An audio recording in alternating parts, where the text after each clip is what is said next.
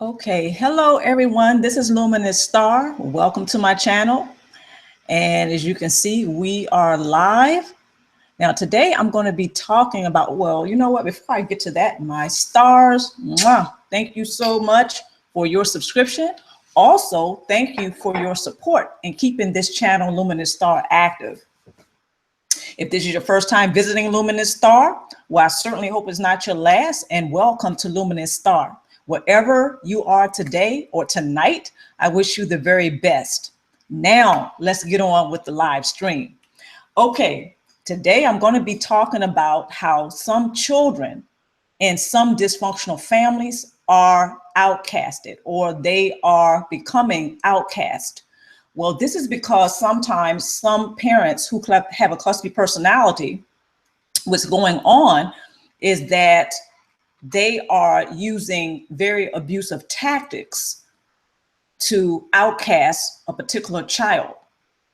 Usually it's the child who is selected to be scapegoated. This is very unfortunate. However, what happens again is there's usually a parent who has a cluster B personality who selects the child to be scapegoated. And then what happens is the child is systematically misused, abused, narcissistically abused, and then there are certain results that the child will have, such as sadness, anger, depression, all kinds of things that the scapegoated child will suffer. And all the while, he or she is being systematically outcasted from their own family. Now, this is usually in the case of a dysfunctional family, whereas there's at least one parent who is a cluster B personality. Now, the other parent may or may not be a person who has a cluster B personality. Sometimes the other parent behaves codependently, and they go along with the other parent who selects the child to be scapegoated. Pardon me. Okay. Gotta love live television, right? Anyway, this is what usually happens. Sometimes both parents, sometimes both parents have a cluster B personality. But when the child is scapegoated, it really doesn't matter if one parent or both parents have the cluster B personality. As long as it's just one of them who has a cluster B personality, that child who has been selected to be scapegoated, they will be systematically abused and outcasted from their own family. Now, I did a video not too long ago about orchestrating phantoms. I have the slide presentation in the chat box or in the chat room. If you want to go ahead and click on that slide presentation link. So as I'm discussing the video today, if I'm discussing the topic today, you can go along and read some of the slide presentation. But I think some of you have already seen that video. I'm glad you did. But today I'm going to be really emphasizing certain methods that the cluster B personality parent may use, or abusive tactics, I like to say, that they will use, he or she will use, to systematically abuse the scapegoated child and to outcast the scapegoated child. And then I'm going to be going over how this affects that child. Okay, so I'm going to go ahead and bring up my slide presentation. Again, look for the link in the chat room. Also, when I upload this video, the link will be available. All right, so another thing I want to say is some people, and I've heard this discussion, some people, they really think that the cluster B personality is demon possessed, that the cluster B personality or narcissist is practicing witchcraft or some sort of dark art or occult witchcraft, as I stated. All types of things that we can think of that we may find in scary movies, right? But I have heard some people talk about this And certainly we all know, well, some of us know anyway, there are videos, there are lots of videos on social media that talk about how the narcissist is maybe demonically possessed, or they are a witch or a sorcerer, or, you know, they are studying the black arts, you know, things of this sort. And this may be why they are so abusive. There's a lot of theories out there, and I don't want to get too deep into that because then we'll be here all year. And it's not that I don't want to spend that much time with you. It's just that that's a very broad range. And, you know, I prefer not to touch it, not because I'm afraid. It's just that I think it's a waste of time. Personally, I think it's a waste of time.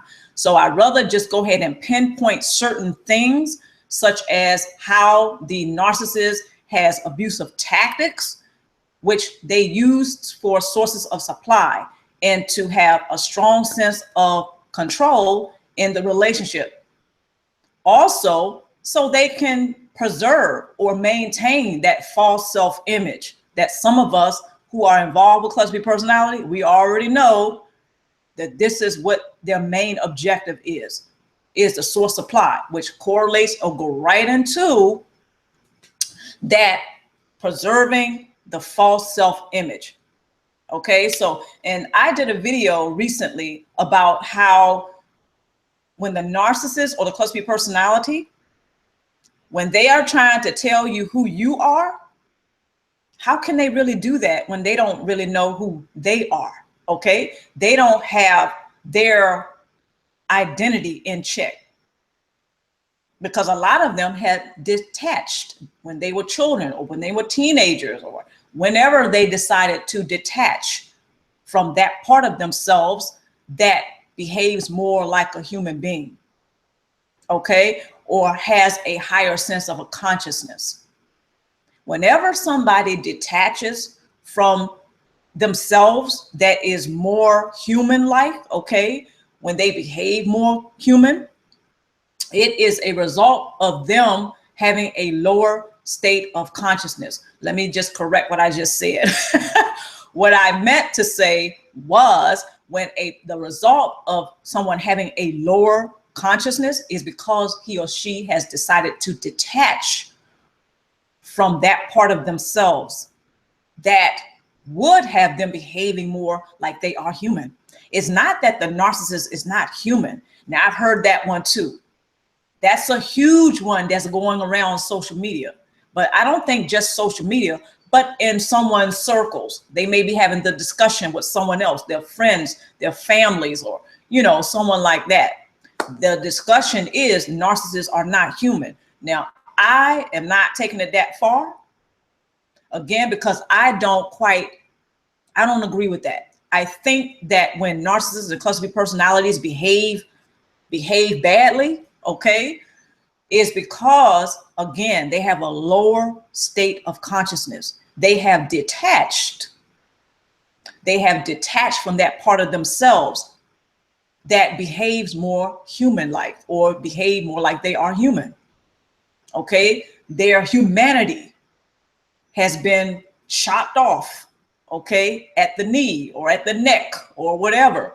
So they behave less human. It's not that they're actually not human, you know. And it's, again, you know, some people, they have all of these theories about why the narcissist or the cluster B personality behaves like they do. But anyway, I want to just go ahead and dive right in and talk about how some children are becoming outcast in their own families. Now, this is dysfunctional families. I'm not talking about families that are, you know, relatively healthy. All families have some sort of issue and challenges, right? All of them do. There's no family that's drama-free. Okay, but I think most of us know that. Anyway, let me get on with the topic at hand.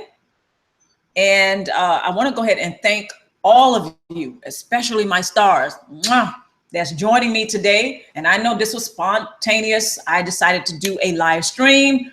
I am having some time this morning to do that. I started to go ahead and wait until later tonight to do the live stream, but I don't think I'm going to have that much time to do it tonight. So here I am.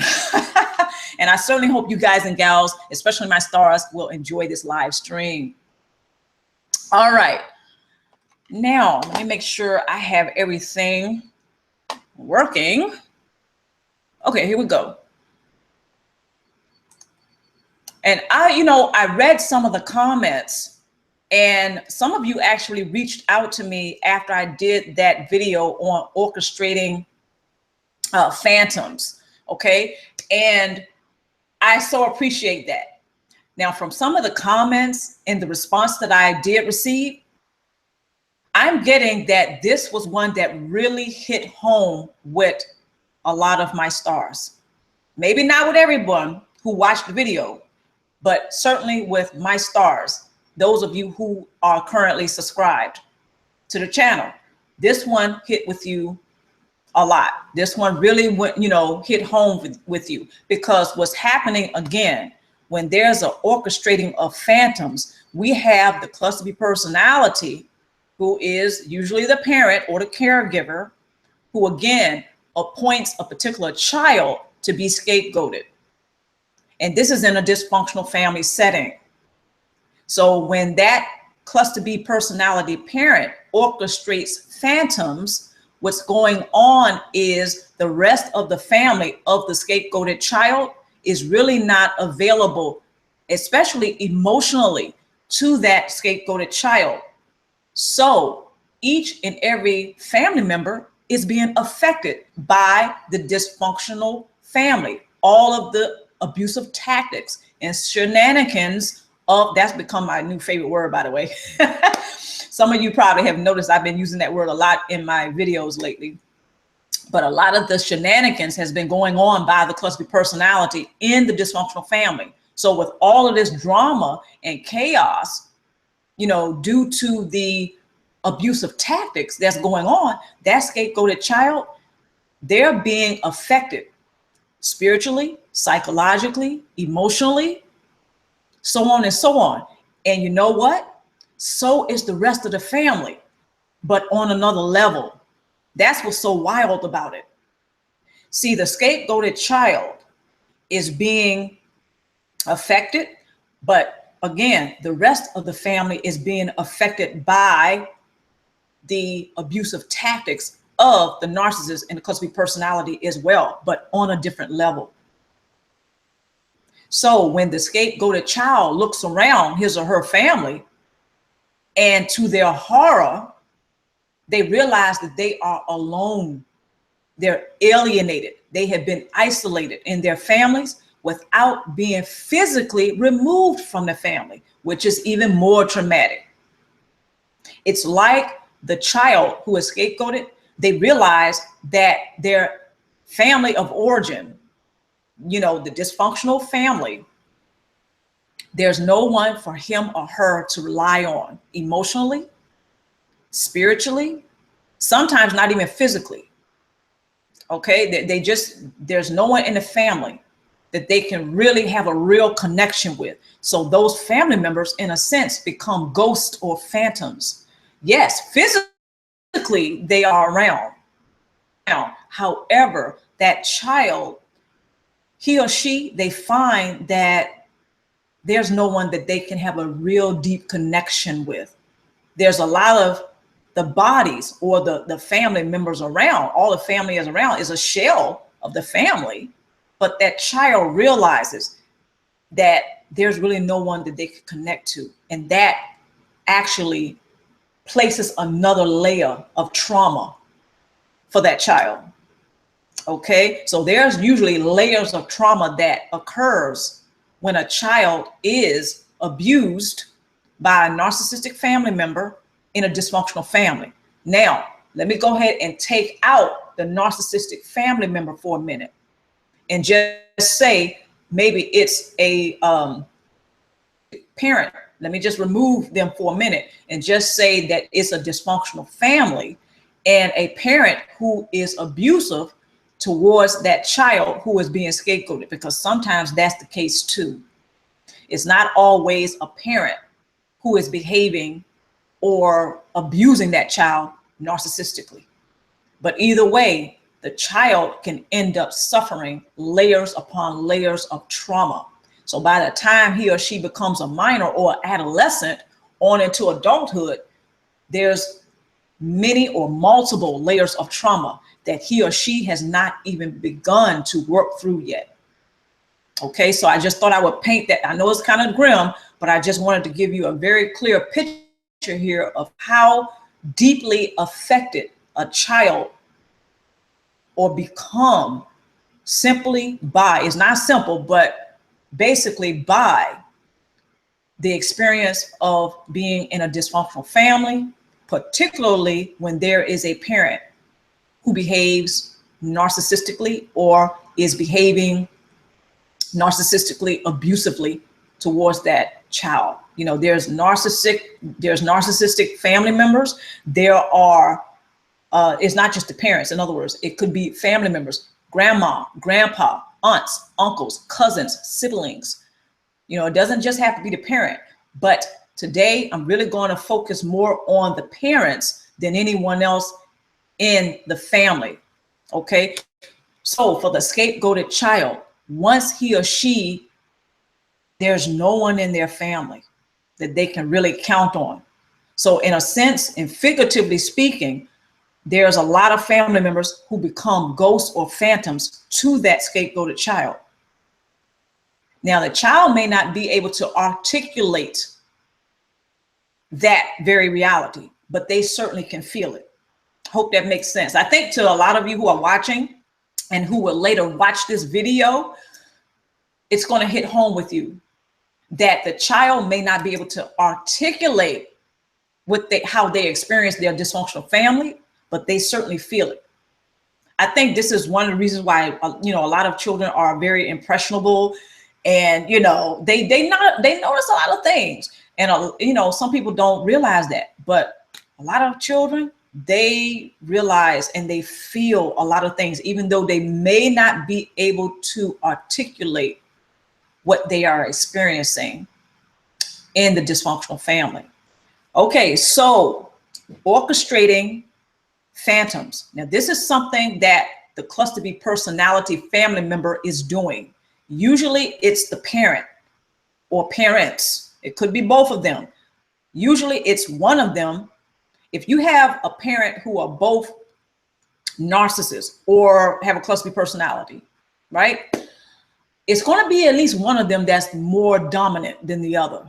Because usually if there's a couple or parents who are both with cluster B personality, it's going to be one who is a covert narcissist and the other one may be malignant narcissist. It's not, I've never known it to be where both narcissists are of the same type in their parents, or they're a couple, romantic couple. I've never known that to be. That may be the case, but I think usually it's not the case where they're both the same type of narcissist or cluster B personality.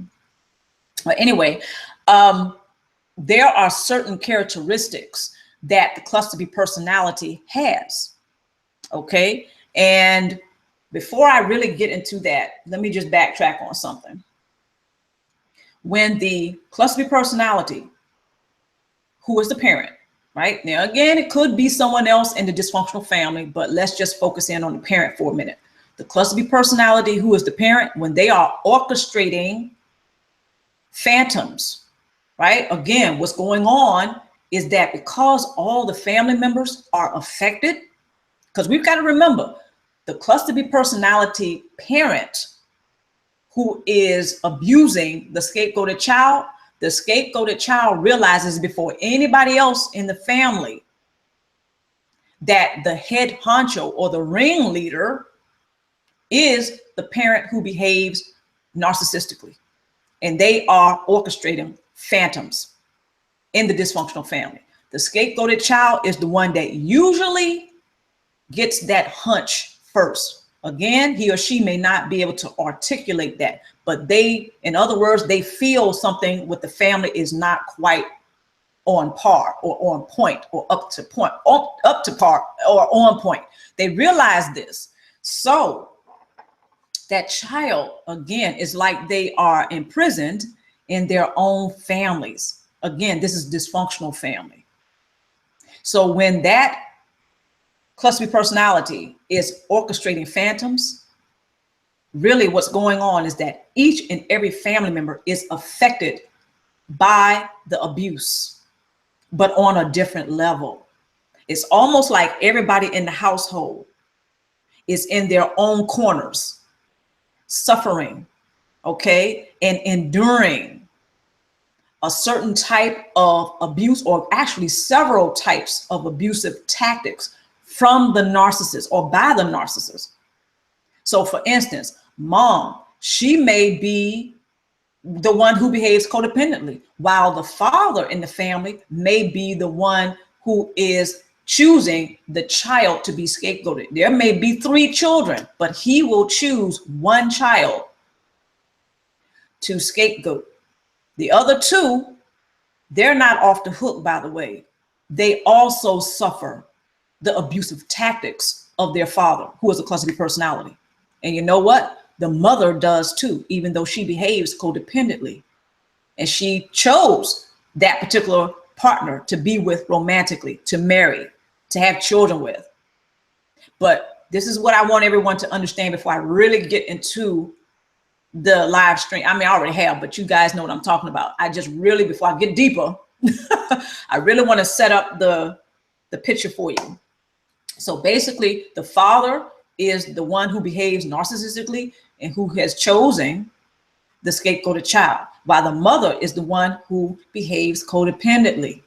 But again, this is the case. Everybody in that family is going to be affected, but on different levels, which makes that environment more hostile for the child who has been scapegoated, because he or she realizes what's going on, yet they may not be able to articulate it, but they feel it. They know something is not right in their family. Okay, so they're the ones who are more intuitive. They're usually, the scapegoated child is usually the one that is the most intuitive in his or her family. See, it's no accident that that child is unfortunate. And to some degree, it does appear unfair. And I do think it's unfair to a certain degree. All right, that child has been selected to be scapegoated. It's not an accident. It was well planned by the narcissistic parent. It was well planned. The cluster B personality parent will also use, now I know this might, some people will not agree with me on this one. That's fine. The cluster B personality plans this so well that they use the other parent who behaves codependently to make sure that they execute their scheme or they execute their plan. They even use the other parent to scapegoat the child that they have chosen to scapegoat. I'll explain that later. But anyway, the entire family is affected, but on different levels. Again, making it a more hostile environment for the scapegoated child. Also, that will have the child feel more alienated. The scapegoated child, because everybody is suffering abusive tactics by the narcissist on a different level. So they're in the same household, but it's almost like everybody is suffering on a different level for the same reason. Okay, so the cluster B personality, they have all of their shenanigans going. They have all the drama going. They have all of the chaos going. They're juggling all of this seemingly with no problem at all because they're getting supply. But that father, who is the cluster B personality, they have already selected the scapegoated child. The other two children, more than likely, he will groom them to behave like a golden child. Okay, so they will see things or have the same perception as he does when it comes to anything that's happening in the family and sometimes even out in the world. Okay, so the cluster B personality parent, again, will use the other parent to scapegoat that particular child that has been selected, because the child may eventually tell or start to articulate and speak what's going on in the family. So who can they talk to in the family when everybody is suffering abuse on a different level? That scapegoated child, no matter how many years go by, and as they grow up, they will not have any support in that household or in their dysfunctional family. I hope that makes sense. And the cluster B personality plans it that way. So that way, even if that scapegoated child begins to articulate and speak on and talk about what's going on, he or she will not have any support in their own family. They will be surrounded by enablers and flying monkeys. And the narcissist, the cluster B personality parent or father, for example, I'm just using the father as an example, okay? They plan it that way. Okay, so that way, again, there's no support, and they continue, the cluster B personality continues to orchestrate his or her own family. They orchestrate the phantoms. Phantoms, ghost, you know, meaning that the shell of the person is there, but there's not going to be any real deep connection, because everybody is suffering and it's experiencing their dysfunctional family, but on a different level, sometimes various levels at the same time. So this way, that the child who has been scapegoated, they have no one to go to. And what actually, not in their families anyway, they don't have anyone that they can really have a deep connection with in the family. They have no support in the family. And the cluster personality has set it up that way. And they are very knowledgeable of this. They know that that child will have no one to go to. Because again, the other two siblings that I was mentioning, for example, that scapegoated child, it doesn't matter if they're the eldest, the middle child, or the youngest. They are scapegoated. Therefore, they have been outcast. Okay? There's been an outcasting, if you will. Systematically, they've been outcast in their own families. They cannot go to their siblings. Cluster B personality set it up that way. The cluster B personality parent, again, example is the father. The father set it up that way. So just in case that cluster B, just in case that scapegoated child goes to anyone in their family, but again, I'm just using the siblings as an example. Say they go to their siblings and say, this is what's going on in the family, and I feel this, and blah, blah, blah, blah, blah. The siblings, if they have the same perception or the level of consciousness as the father who has the cluster B personality, it's a waste of time. Okay, so that scapegoated child, they're wasting his or her time trying to convince their siblings that something is going on in their dysfunctional family, that even they are being affected by. But again, if the scapegoated child goes to the mother, same thing. She behaves codependently. The mom behaves codependently. She's suffering on a different level though, due to the dysfunctional family, due to the narcissistic abuse, due to the abusive tactics of the cluster B personality. See, everybody, no one is escaping in the dysfunctional family. So the mom who behaves codependently, as an example, the scapegoated child may go to the mom and say, well, mom, this is how I feel. This is what's going on, blah, blah, blah, blah, blah. The mom is not going to be of any support. The mom may be either a flying monkey and or an enabler for the cluster B personality father. I hope this is starting to make sense how, you know, how this goes in dysfunctional families when there's a narcissistic parent or a narcissistic family member who is the head honcho, and, you know, the ringleader, and who is orchestrating the phantoms. You know, so the scapegoated child is set up is, whereas they're not going to have any support. Okay, so again, if the scapegoated child goes to anyone in the family, it's already set up to whereas they're not going to have support, simply because every family member is actually affected by what's going on in the dysfunctional family. That's the narcissist is the one that's juggling all of it, but they do it with no ease. Well, they do it with ease because they're getting supply. They have a strong sense of control in the family.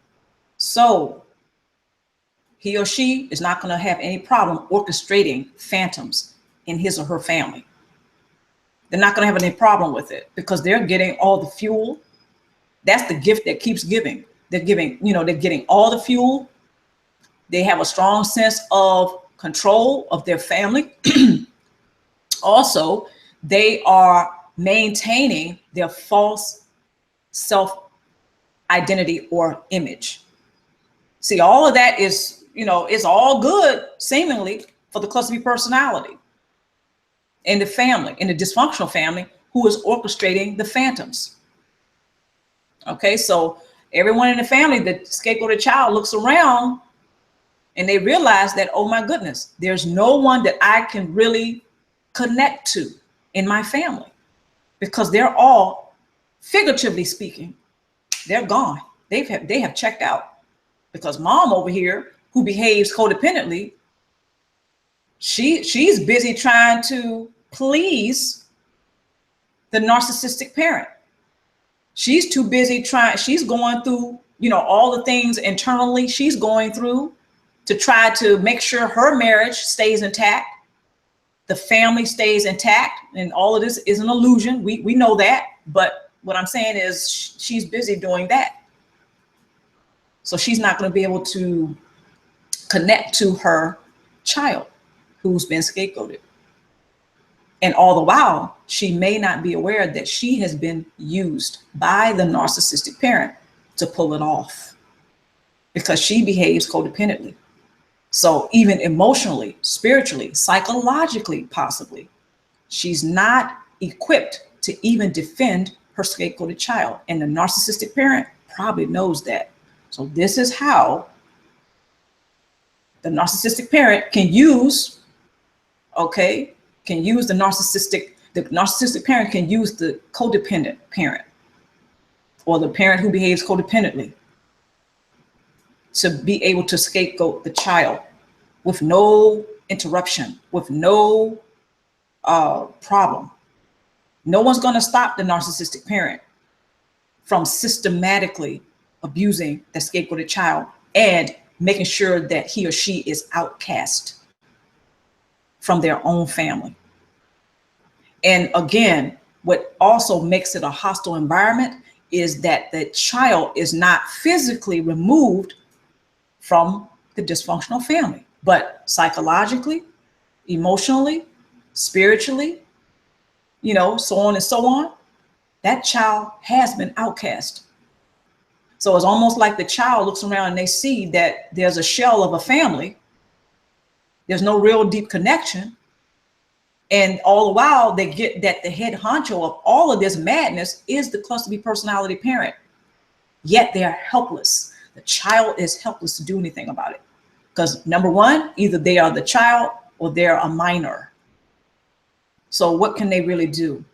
It's horrible. It's like watching a train come down the track and the child realizes that, oh my goodness, my entire family is about to get massacred.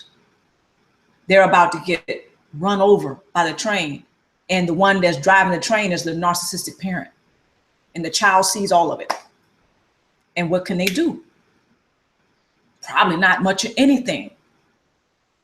No one in the family is really going to take the scapegoated child seriously, because they're all too busy being either a flying monkey or an enabler to the cluster B personality. And some of them are not even aware. Some of those family members, they're not even aware or conscious to the fact that they are a flying monkey or they are an enabler to the cluster B personality parent. or family member in the dysfunctional family. They're not even conscious to it.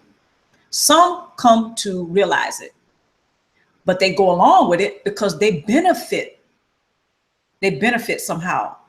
Either they benefit financially, they benefit sexually, they benefit physically, spiritually, emotionally. They benefit from having that connection intact with the cluster B personality that's orchestrating all the phantoms. They don't even realize how they play into it. Some of them do come to realize, some family members do realize, okay, I see what's going on, but you know what? The cluster B personality, they're giving me a lot of money. So you know what? I'm gonna ride this. Hey, too bad for those family members or whatever, but hey, I'm good right now. And sometimes, unfortunately, this is how it is in dysfunctional families. When it comes to the cluster B personality, again, orchestrating phantoms is one of their masterpieces. They do it very well. And it's more horrible to some people because they realize that the narcissist is able to do this without interruption, without anyone interfering, without anyone saying, hey, you can't do that. What are you doing? Or I caught you. I see what you're doing. And I'm gonna shut this down right now. See, that doesn't usually happen because the abusive tactics of the narcissist is usually very subtle when it comes to orchestrating phantoms, when the narcissist is orchestrating phantoms in his or her family. Okay, so they usually can do this undetected, sometimes uninterrupted. And it's the gift that keeps giving, because again, they're getting all the fuel. They're getting all that strong sense of control. Okay, they're getting all of that source supply from various family members. Well, not all the family members, but a lot of family members in the dysfunctional family, they are suffering the effects of the narcissistic abuse on various levels. And unfortunately, the scapegoated child is the one who realizes this. Okay, they get it because sometimes they are the most intuitive in their entire family. So it's not an accident that the cluster B personality chose that particular child to be scapegoated. But unfortunately, yeah, it happens sometimes. So the cluster B personality, let's go over some of the characteristics of the cluster B personality. All right, we have, they can be quite seductive. They can be charismatic.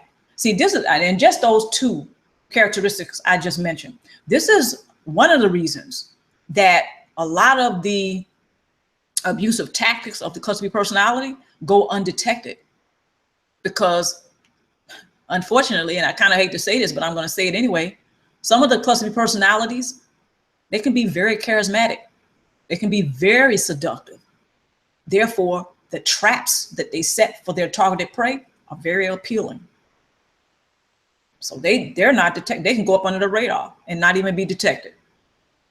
All the while, they're doing some horrible things in their own families, such as orchestrating phantoms. Some of the characteristics. All right, they can be quite secretive. They can be a bully. Okay, a lot of them, well, I was going to say a lot of them are sexually perverted, but not all of them are. But yes, because they are seductive and charismatic. So you already know some of them are going to attract some people romantically. So they tend to be, some of the cluster B personalities tend to be sexually perverted. Okay, so I'll just leave that alone for now. I've done a few videos on that, but I'm going to leave that one alone for now. Let's move on. They are very predatory in nature. They can be hypersensitive. In other words, if you say something that they don't like, they take it personally and they think it's about them, when maybe what you said, you meant no harm and it wasn't even about them, but they took it like you were trying to tear them down. Because again, the cluster B personalities, one of their main objectives, other than source supply, is to maintain that false self-image. And if there's any perceived threat, they're gonna go in on you. Okay. So another thing that they do is, well, another characteristic is they're very insecure, and they can be very critical, manipulative, and they lie chronically. Okay. They are people who seem to be, okay, deceptive, but they take it to another degree. It's almost like they're addicted, if that makes sense. It's almost like they're addicted to being deceptive. It's like they gotta lie. They gotta lie or they're gonna die, right? So they lie compulsively. A lot of cluster B personalities, they lie compulsively. Okay, so that's another thing that they do. Another, and let's move on, and they can be, they can lack foresight. And when they lack foresight, one of the things that happens is that they don't tend to look at the bigger picture. So they can learn the error of his or her way or ways. Okay, they don't think they make mistakes. Cluster personality, they think they're perfect, right? So they don't tend to look at any situation that they may be in. They don't tend to use their past as a reference guide and maybe say, you know what, I could have done that differently. Or, this is, I could have handled that situation differently. Or this is what I could have done versus what I did do. See, cluster B personality, they don't do that. They just, when they make mistakes, which they don't have a conscious to think that they do, they just move on. They do something that may hurt and may cause someone else grievance and may cause someone else trauma. They move on. They don't think about it. They don't contemplate it. They don't think about it. They don't think about how they could have done it better, or how they could have done it differently. They don't think about how they make mistakes. They don't like to think. Cluster B personality, they don't like to think that they are humans having a human experience. Don't tell them that. Don't try to convince them of that, because that's just something that they don't digest well. Okay. They don't accept that, because that is a direct threat to their false self-image. Okay. Keyword is false. So pardon me. So they think that they are beyond human, or they're godlike or whatever. So anyway, another characteristic that they have is they can be quite irresponsible. Yep, I said that one. I am reading my notes. And they can be very rageful and spiteful. Some of the things that the narcissist or cluster B personality does, it is out of spite. In other words, there's no logic behind it. Sometimes it's not even by accident. They can be very defiant also. So when they are defiant and spiteful, which is a deadly combination, but cluster B personalities, they tend to do things out of spite. Sometimes they will even sexually molest children out of spite. If they are a sexual predator, if the cluster B personality is a sexual predator, a lot of the times when they do this, it is out of spite. What I mean by they do this, they sexually molest children and they prey upon children sexually. They do it out of spite. Even bestiality, having sex with animals, they do it out of spite. Because one of the things that the cluster B personality likes to do is they like to pervert the things that you and I may find sacred. We may find wholesome and whole and, again, sacred, such as animals. Some people find animals or a particular type of animal sacred. You find out all over the world. There's some traditions and customs and cultures that find women, children, and animals sacred. But the cluster B personality and narcissists, they love to think that they can pervert that in order to disturb others, and they do it out of spite. Okay, I think a lot of you have already come to realize this about the cluster B personality that may be in your life, or one that you were involved with. And I don't mean just romantically. This can be a family member. All right. Now let's go deeper into orchestrating phantoms. All right. First point, parents who have a cluster B personality often choose a child to scapegoat within the dysfunctional family. When this takes place, the systematic outcasting of that particular family member occurs. This outcasting of a scapegoated child is particularly viciously abusive because it rarely leaves physical, visible marks. All right, pause. As I was talking about before, one of the things that happens is that when the child is systematically, abused, it's very vicious. Absolutely, very vicious. And the scapegoated child, unfortunately, as they internalize the whole thing, because again, this is a child we're talking about. They're internalizing this experience. This is a horrible way of experiencing one's family. But we are talking about a dysfunctional family, and we're talking about a narcissistic or a cluster B personality parent. Okay, so when that child is being systematically abused viciously, when the child is being outcast from their own families without being physically removed, that's even more horrible. Okay, so this is something that's well planned. It's calculated. And some people don't want to believe that. Some people don't think that there's anyone on the planet who can do such a thing. Well, there are certain people that do such a thing, and they are capable of doing such a thing. And all of it, again, for the cluster B personality, is for source supply. It is because they can maintain a very strong sense of control in their family. Because again, we're talking about a dysfunctional family. And especially if the scapegoated child has been, and usually this is the case, the scapegoated child has been chosen or selected by a cluster B personality parent. See, the parent, they already have an advantage right there over the scapegoated child. Why? Because of the role and the position and the title, not title, but the role and the position that the parent has in the family. That there's an advantage right there. And of course, the cluster B personality really loves this. So they're going to take advantage of that. And this is another example of perverting something that we find sacred, which is family. A lot of us on the planet still find family sacred. We place high value on family. I'm one of those people. I'm not ashamed to say that. I advocate families. I am about families. I value families. Cluster B personality, a lot of them, again, out of spite, they like to pervert things that we find sacred. Again, that goes right back for sources of supply.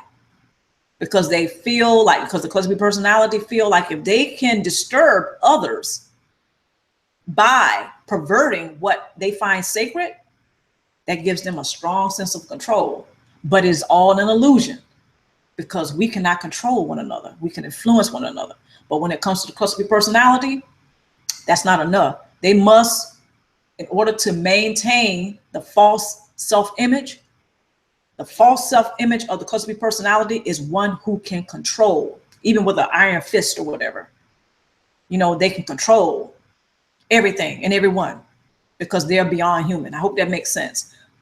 When it comes to their families, they don't exclude that. Matter of fact, they do it more when it comes to their families. They want to be able to control everybody in the family. They want to be able to orchestrate, again, orchestrating phantoms. They want to be able to control and maneuver everyone in the family like game pieces on a game board. What better way to do that than to select one child to scapegoat?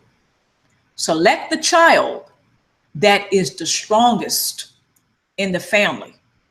Of course, because this way, the cluster B personality is thinking, well, this way I maintain control. I maneuver everyone in this, because this is what they're probably thinking. And they have a strong sense of control. It's like I maintain and control even that person that intuitively and maybe by instinct, I know it's the strongest. So let me break that person down. What better way to do that, again, than to choose one child, again, the child who is the strongest, the child who is the strongest emotionally, intuitively, spiritually, and so on and so on. The child who is the strongest, that child who stands out in that regard. Select that child. Okay, the cluster B personality, again, is one who has a predatory nature.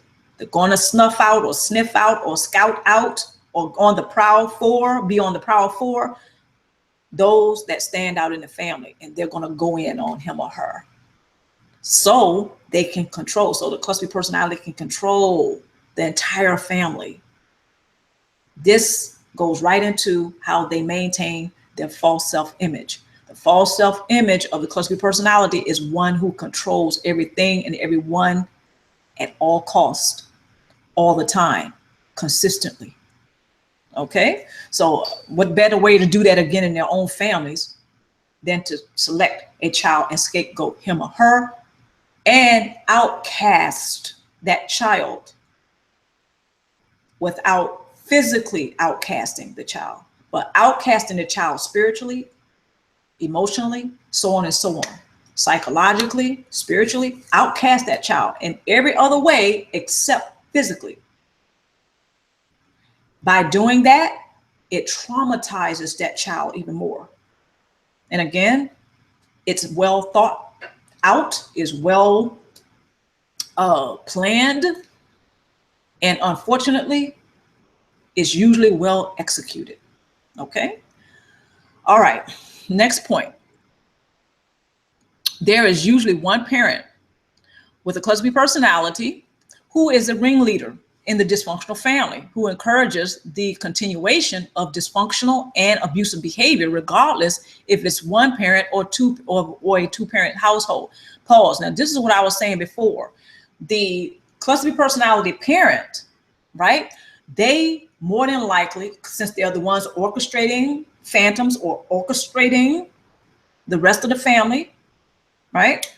They will choose, if they are married, they will choose that other parent to help them carry out their plan. They're going to do it.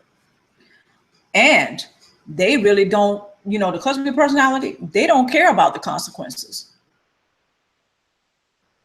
Why should they? They're being supplied. Okay. So again, they're usually the head honcho of the dysfunctional family. The cluster B personality, the narcissistic parent, is usually the head honcho of the entire dysfunctional family. And this is the other thing I want to say too, is this is why this dysfunctional family dynamic is usually passed on from generation to generation. Okay, this is often why, because the cluster B personality parent is encouraging and teaching other family members his or her way, which is to be abusive or behave abusively or behave dysfunctionally. The cluster B personality parent is actually not only orchestrating phantoms, but a part of orchestrating phantoms, let me fix that. A part of orchestrating the phantoms is that they are encouraging and teaching, maybe even instructing the other families, the other family members to behave as he or she behaves. The cluster B personality, they want to remain the head honcho, but they want other followers around them in their family. In other words, they want other family members to do as they do. Okay, they don't look for those other family members to surpass them. No, they're looking for those followers and sheeple in their families, in their dysfunctional families. The cluster B personality doesn't want anyone to surpass him or her. No, their aim is to have followers or sheeple that will think and behave like they do. All the while, he or she knows that the one who was scapegoated is going to feel alienated even more. This is part of them being outcasted or becoming an outcast in their own family, which again adds another layer of trauma for the scapegoated child. And all the while, the other family members are being affected because there's abusive behavior that's spreading like wildflower, like wildfire. It's just spreading around. Crazy. But everyone is affected in a different way. So again, the cluster B personality is usually the one who's the head honcho, and they encourage other family members. They encourage and they instruct other family members to behave and think like they do, not so they can surpass them, but so they can just be like, they can admire them and they can worship them. And I know that might sound weird, but so they can look up to them like a leader. But it's not a good leader, you know. Cluster B personality, you know, and that's another thing. They think that they are the best leaders, and no, they usually are not, because they like to dictate other people and to try to control others. So that's not a great leader. All right. Furthermore, if both parents have a cluster B personality, one of those parents will take the dominant position, as I was saying before, within the dysfunctional family, and encourage the continuation and passing on of the dysfunctional behavior, which possibly goes back generations. And that's another thing I was saying, passing this dysfunctional family legacy on to the next generation. And it is not surprising. Now, I did some research on this. It is not surprising that when a person, usually it's the scapegoated child who may be now an adult, they may do some family, you know, history research.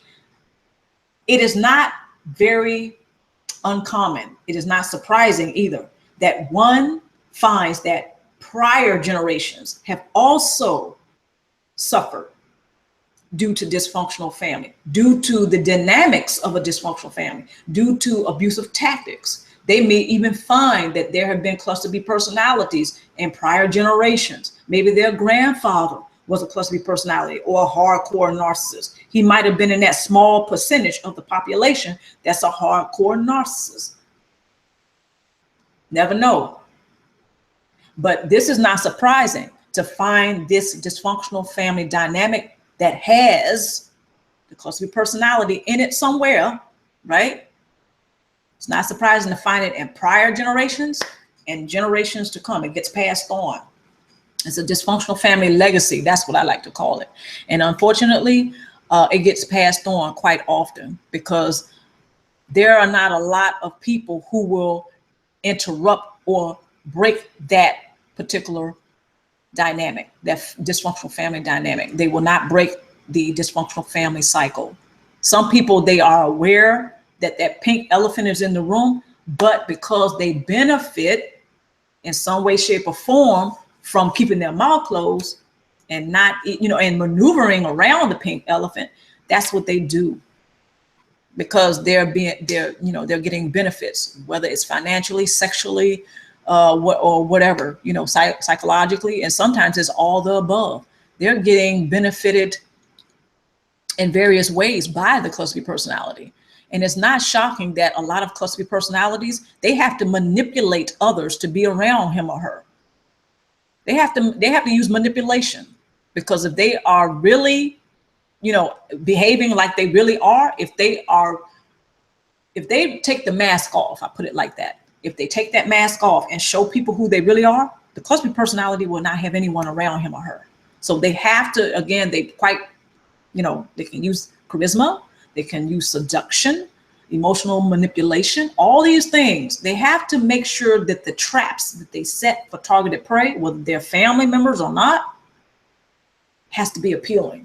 And the cluster B personality, the narcissist, they know that intuitively. They know that the trap must be appealing, whether the trap is money or finances. The trap can be psychological. The trap can be spiritual. You know, a lot of cluster B personalities like to run off to church or use religion, okay, as a tool or weapon to get source supply. That's another video. But they have to make sure that that trap is very appealing. And again, it could be sex, it can be money, it can be, you know, again, psychological, it could be spiritual, as I was stating, you know, religion. It can be all these things, but that trap must be appealing to the targeted prey. And one of the things that the cluster B personalities do, and they're masters at this, they will study their targeted prey to a science. So that way they will know exactly which targeted, which trap is very appealing to you, because all the traps that's in the trick bag of the cluster B personality will not work for everybody.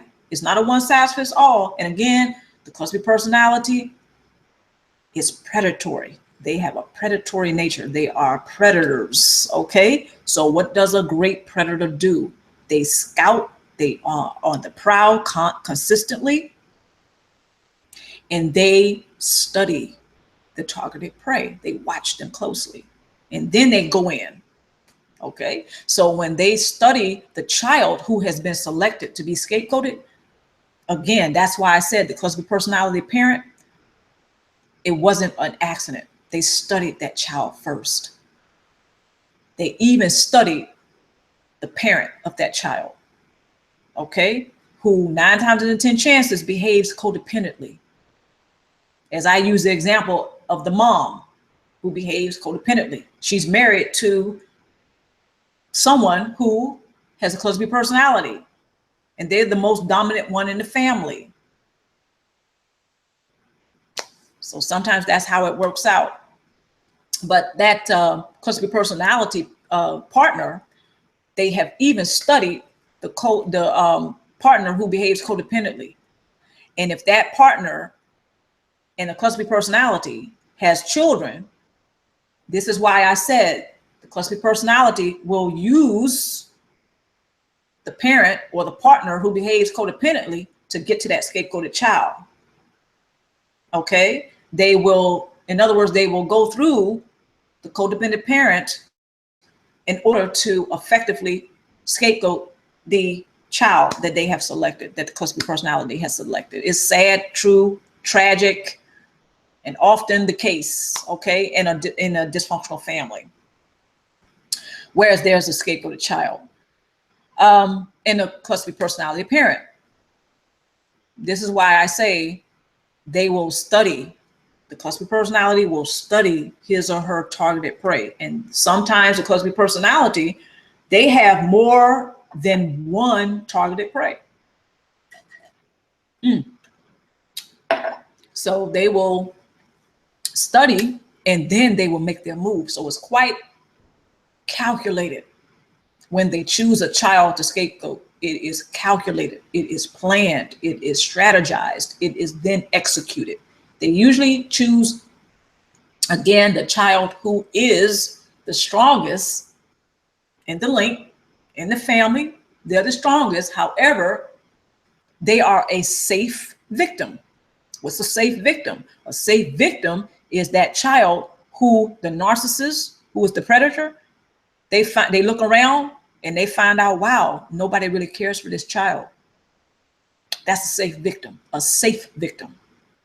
The predatory nature of the narcissist or cluster B personality,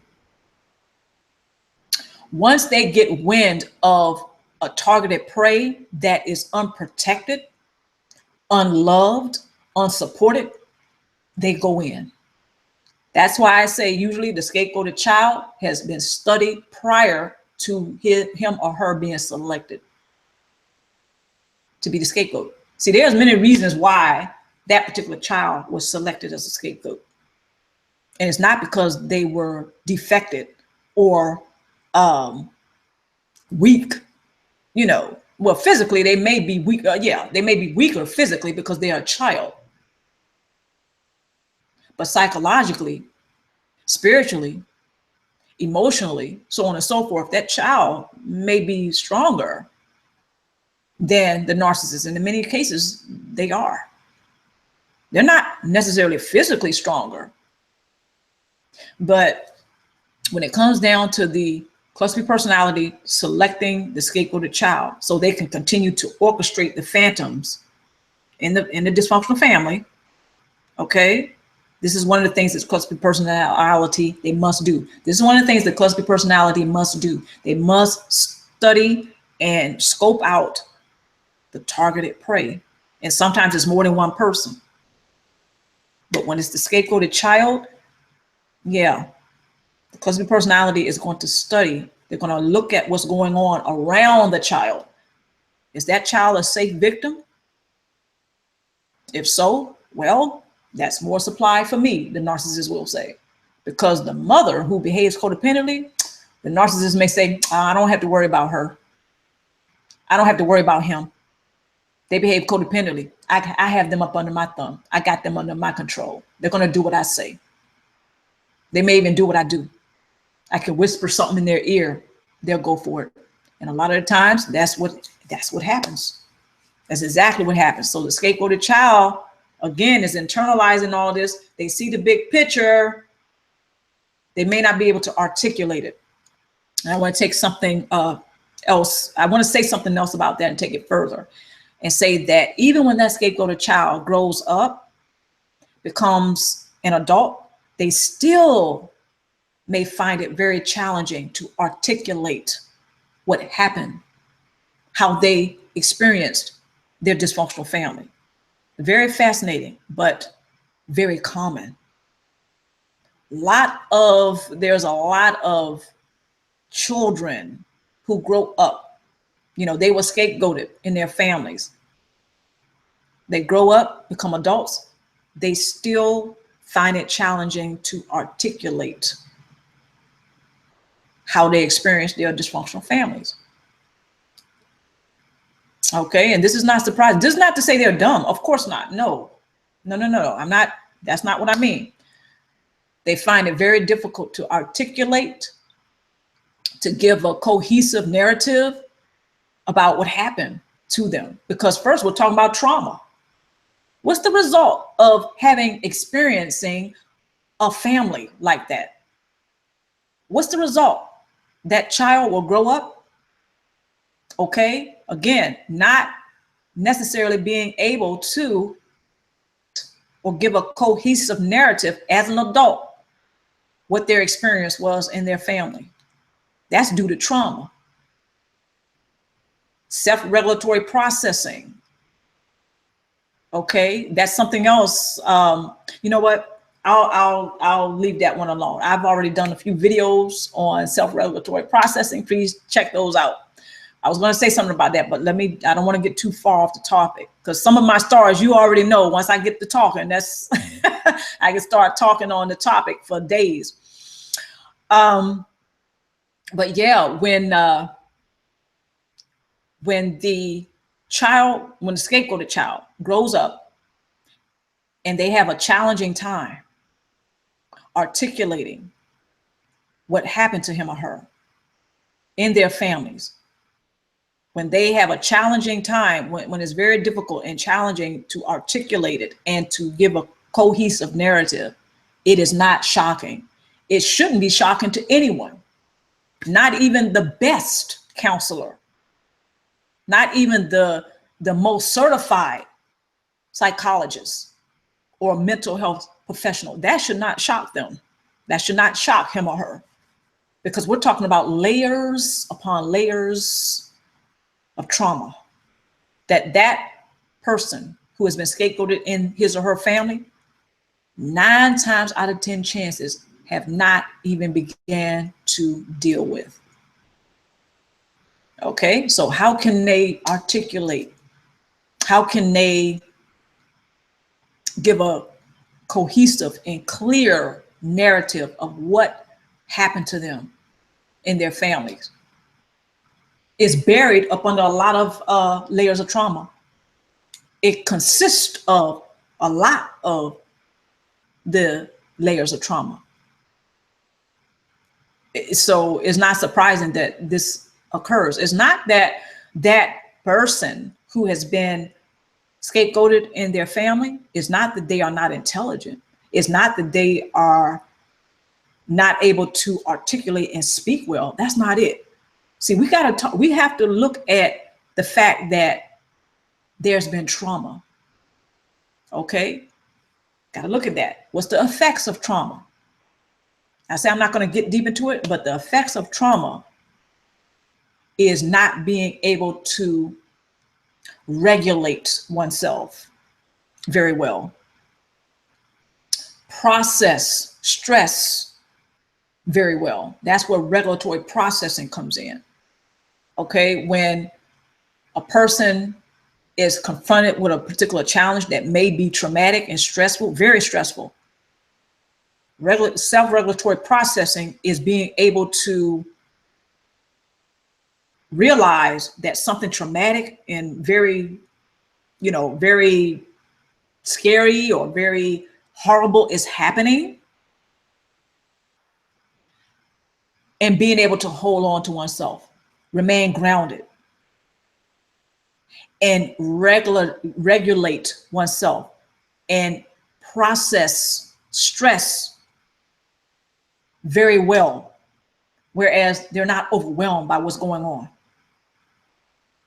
When that person is triggered, they're not going to lose themselves. That's where self-regulatory processing comes in. When a person is able to self-regulate, it is a game changer. It is definitely a game changer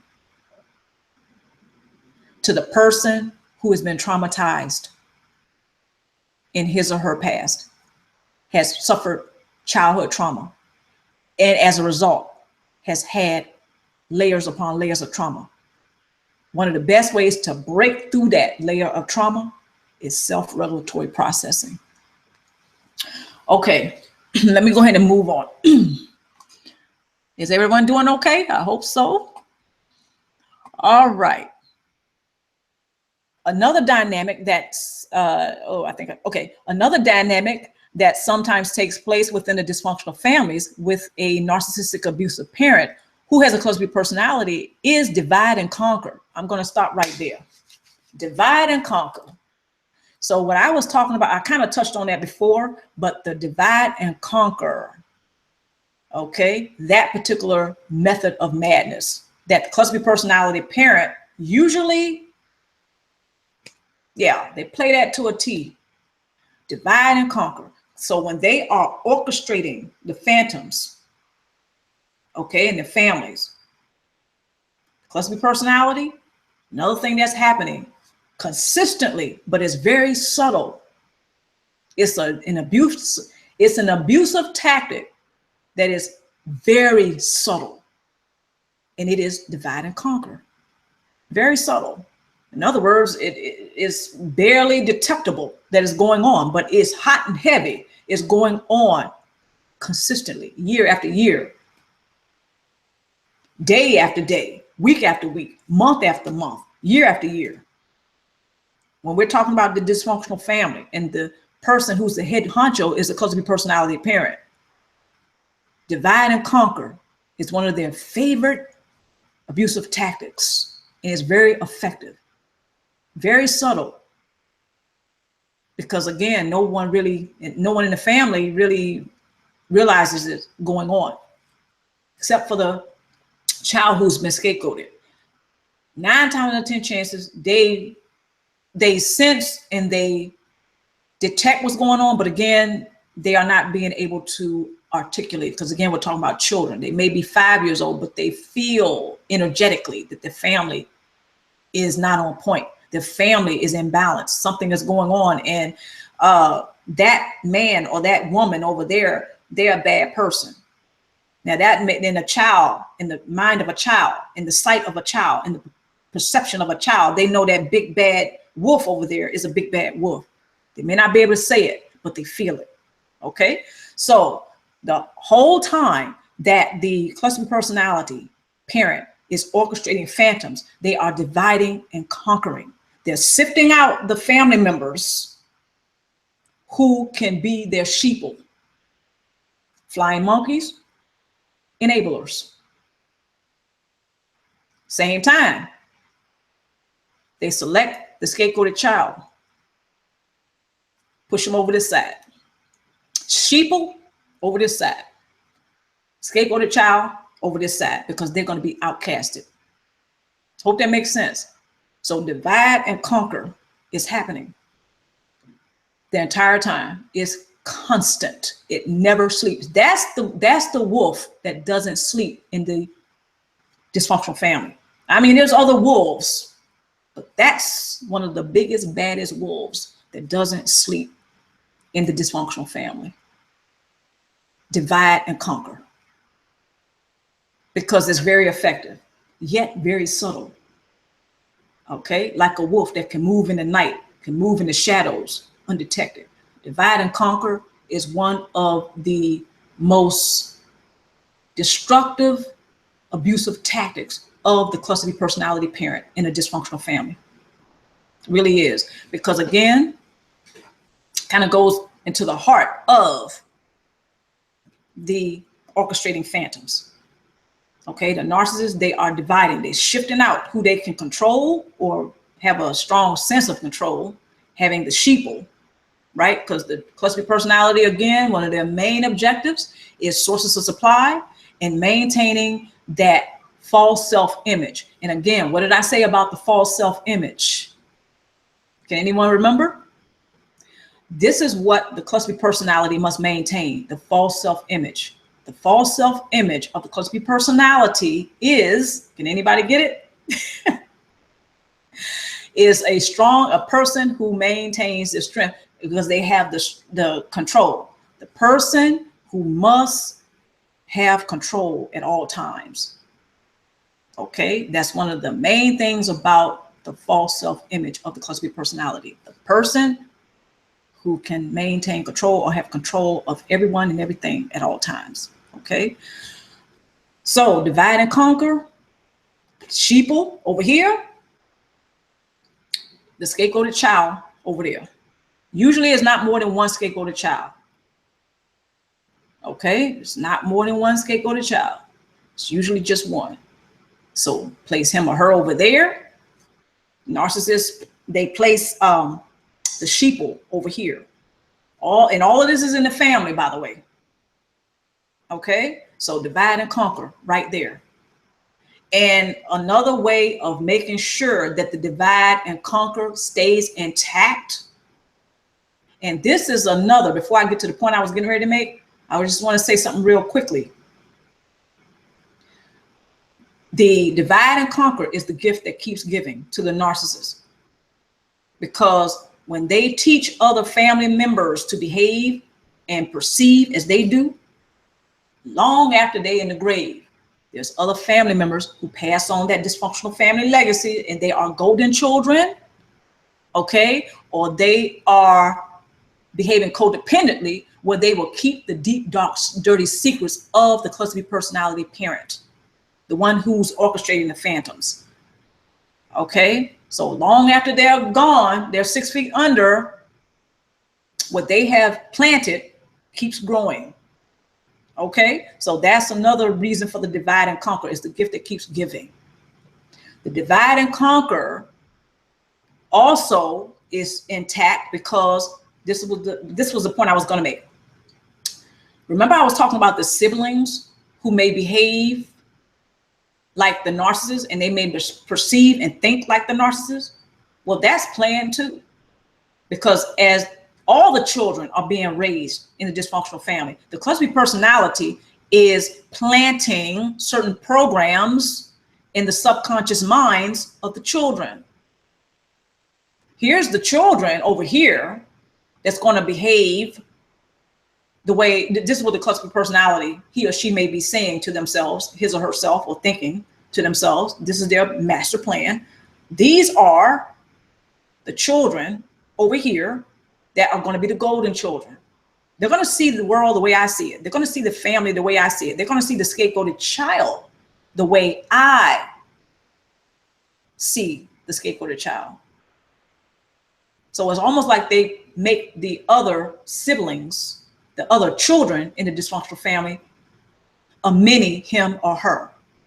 You know, a little puppet, a little mini him or her, the cluster B personality. They have their sheeple. So those siblings over there, the other children, they will either behave or serve as a to the scapegoat and to the cluster B personality. Those two siblings or the other siblings will serve not only as golden children, but flying monkeys and enablers. So to the scapegoat, the scapegoated child, they are just that, golden children. They're their siblings, but I just want to clean up the picture for you guys and gals. they're the ones who are scapegoated. The scapegoated child sees the other siblings as not only the siblings that they love and care about, because they see how in that family dynamic they're being affected, even though the other children don't see it. They benefit too much from not seeing it. Okay, they benefit too much. They have a lot of benefits for not seeing the dysfunctional family dynamic. But the scapegoated child see their siblings as golden children, enablers, and flying monkeys. And sometimes the mom who behaves codependently, again, example, the mom may behave codependently, the scapegoated child will begin to see their mother as one who behaves codependently and who is an enabler and a flying monkey. Okay, so that's the divide and conquer. You see how the parent who has the cluster personality, they orchestrate the phantoms in the dysfunctional family. So the scapegoated child is over here by his or herself, and it's well planned that way by the cluster personality. Because see, the scapegoated child to the cluster personality is a direct threat to his or her false self-image, which is again a person who maintains control over everyone and everything all the time. That child is a threat to that. Got to push that child over there. Got to break that child down. Have to outcast that child. At the same time, make sure that child sees the rest of his or her family as phantoms, as ghosts, someone that he or she cannot connect. Therefore, there's no support. Therefore, something must be wrong with them. We all right. You see how the divide and conquer gets deeper and deeper? It's a rabbit hole. But the scapegoated child usually can see this.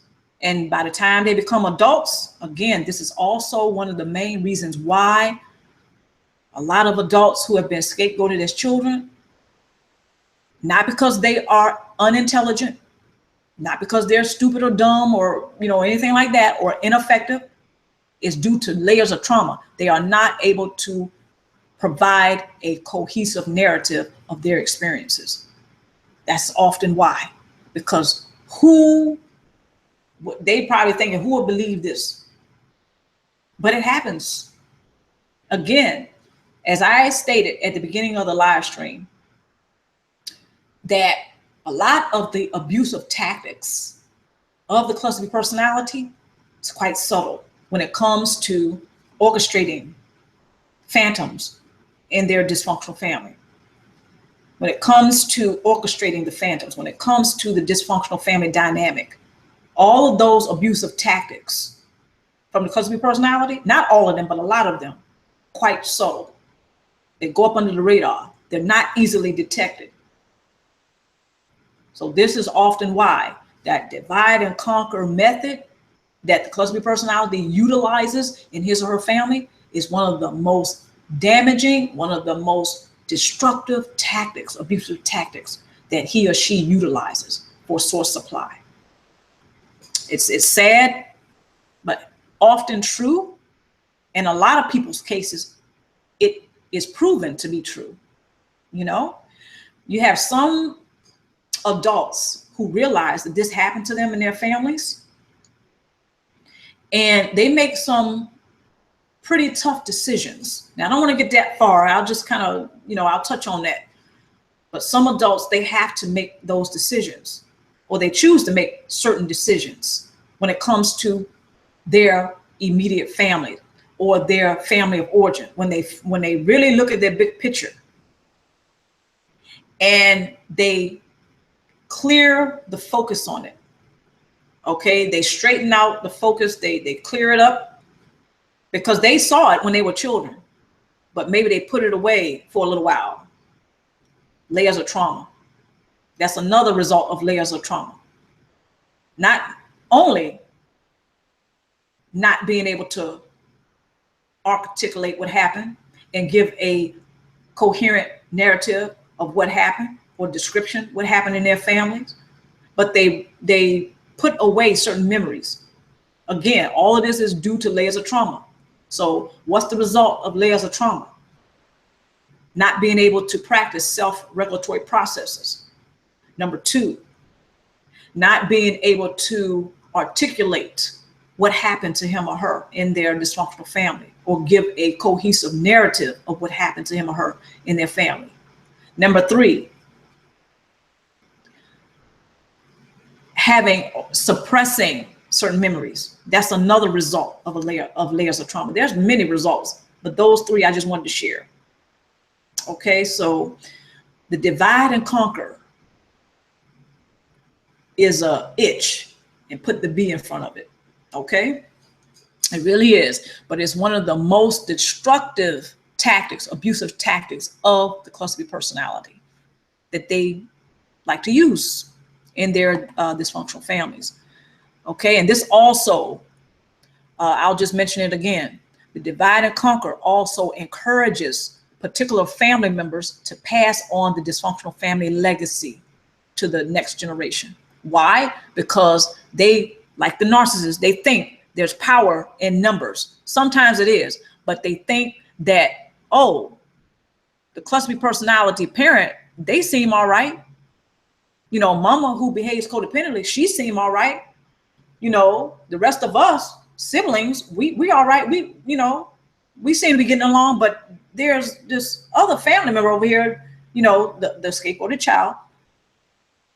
They act like something wrong with our family. They act like they don't get along with mama and daddy. They act like they don't get along with us. And again, this is the result of the divide and conquer.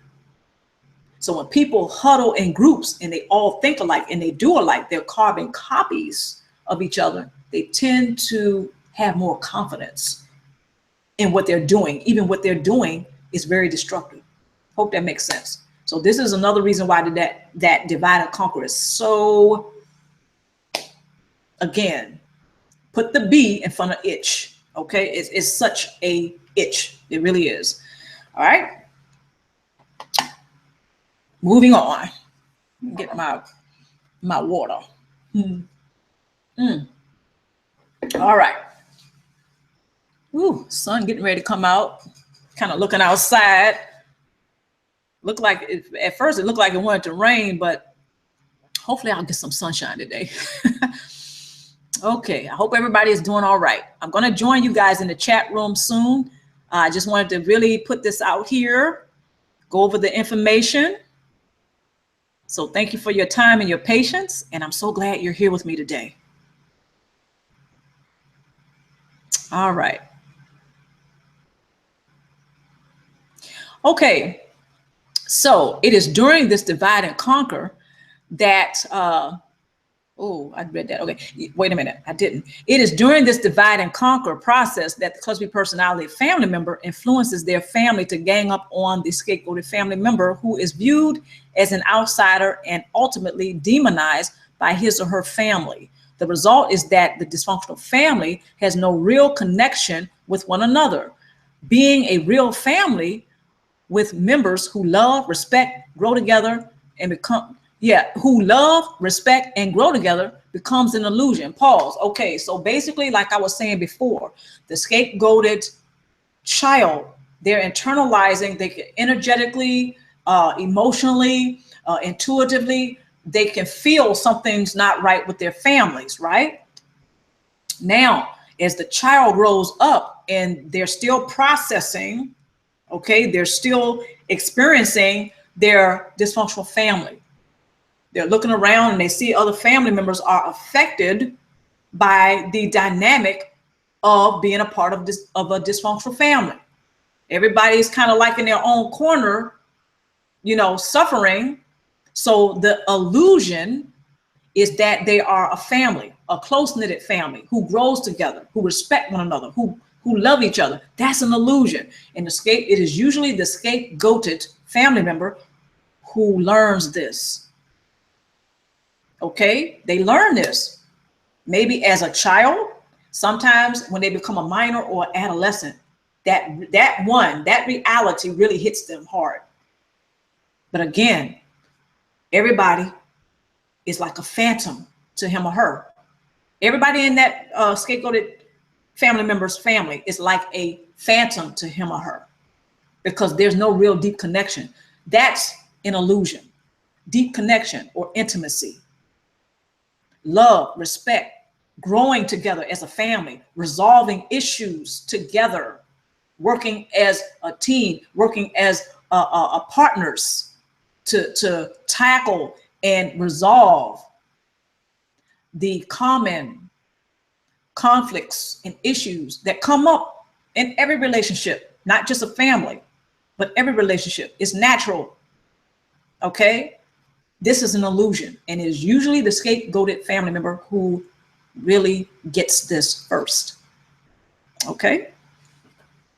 It is an illusion because everybody is suffering and they are enduring, they are experiencing their dysfunctional family, okay, at a different level. Everybody's, everybody's suffering and enduring and experiencing the dynamic of their dysfunctional family on a different level, okay? Because the cluster personality, again, who's the head honcho, who's the one who is orchestrating all the phantoms. See, all of the shenanigans. There's my favorite word, okay? All the shenanigans. All the while, what's going on is there are various types of abusive tactics that's consistent, that's going on in the dysfunctional family. So how can everybody, suffer or endure or experience that the same way? They can't, because number one, everybody's unique. They might be in the same family tree, but everybody's unique. So they're not gonna, it's just like putting 100 people in the room and showing them the same exact picture. Every last one of those people are going to see something different in that picture, even though everybody's looking at the same picture. It's the same way in a dysfunctional family. They're not going to experience it the same way. Even the siblings who seem to get along and they behave like golden children, they're not alike. On the surface, they may seem alike, but you know what? They experience their family differently as well. They just don't realize it, because the cluster personality parent has convinced them that you must be a carbon copy of me or you're not all right. And you don't want to be like your scapegoated brother. You don't want to be like your scapegoated sister, because you see what happened to them. See how that programming in the subconscious mind goes on. And the cluster personality parent, they make sure they implant that at a very early age of that child. The younger the child, the more the cluster personality rubs their hand and they salivate, because they know they're going to eat.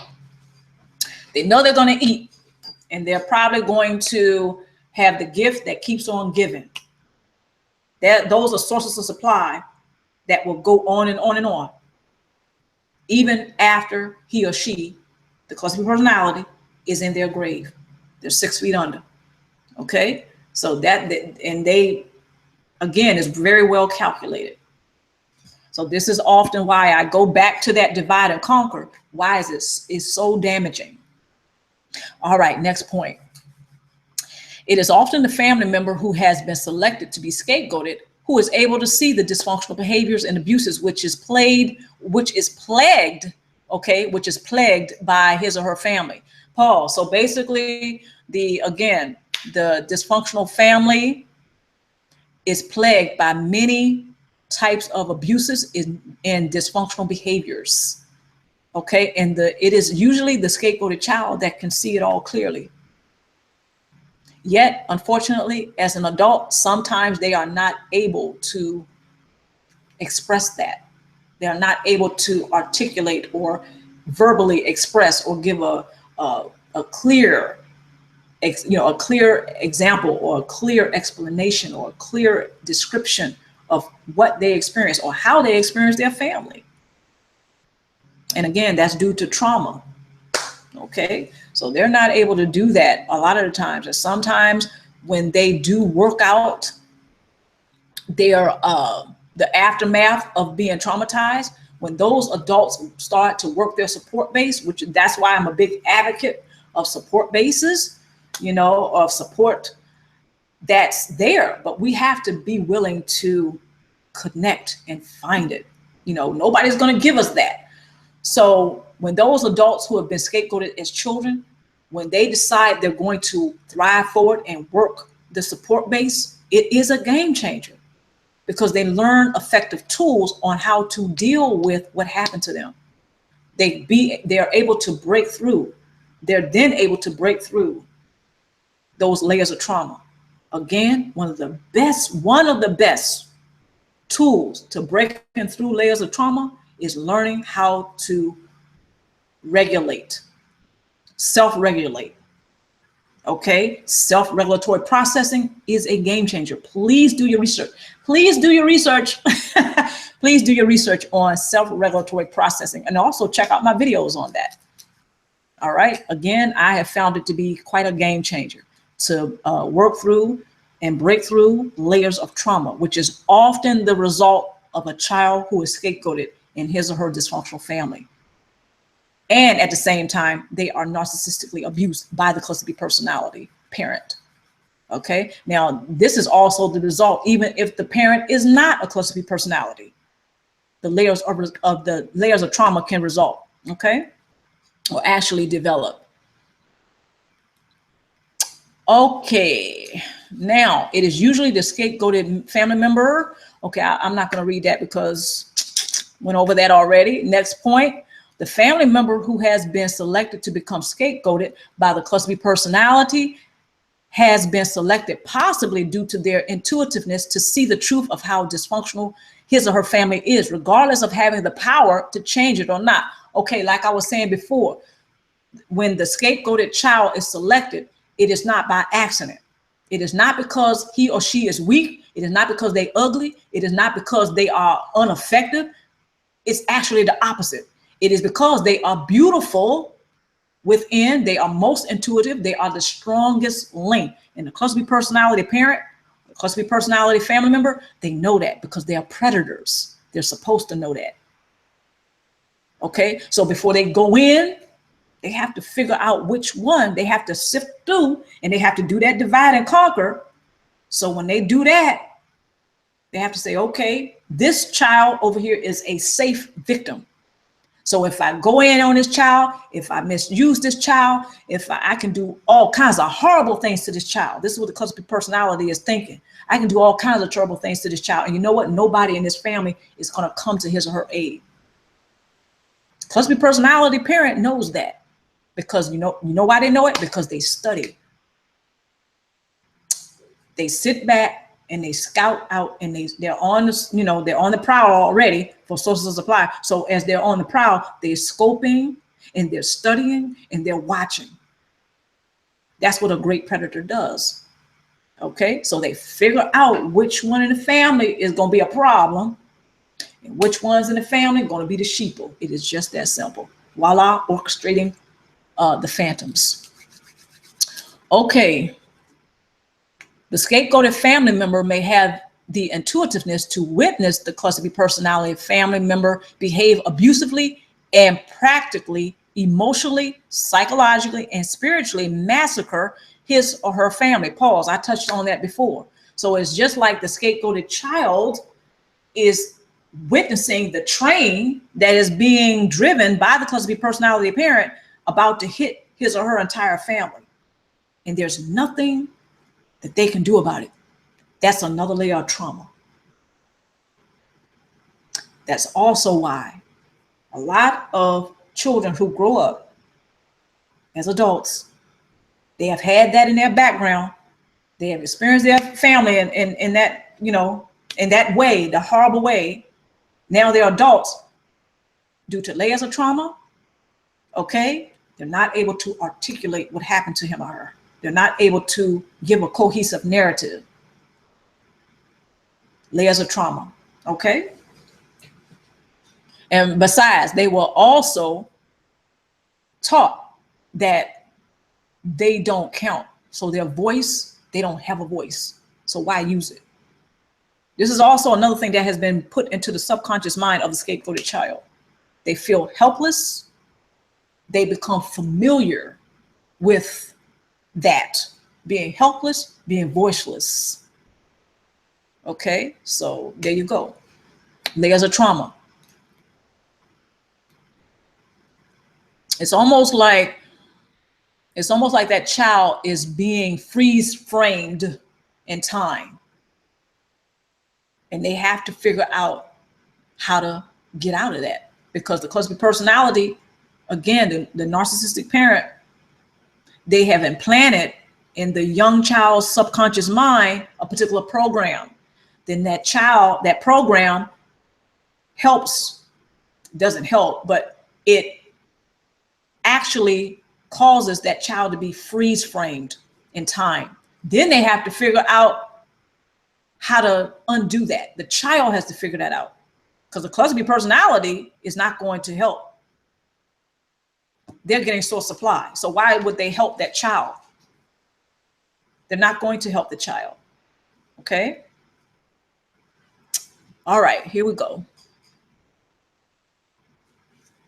Next point.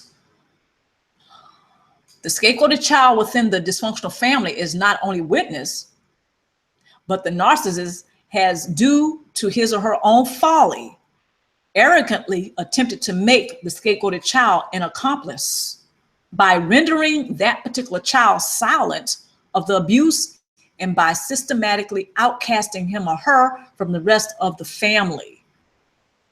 The scapegoated child helplessly witnesses his or her family become phantoms as the cluster B personality family member orchestrates them all. Now, I pretty much already broke that down.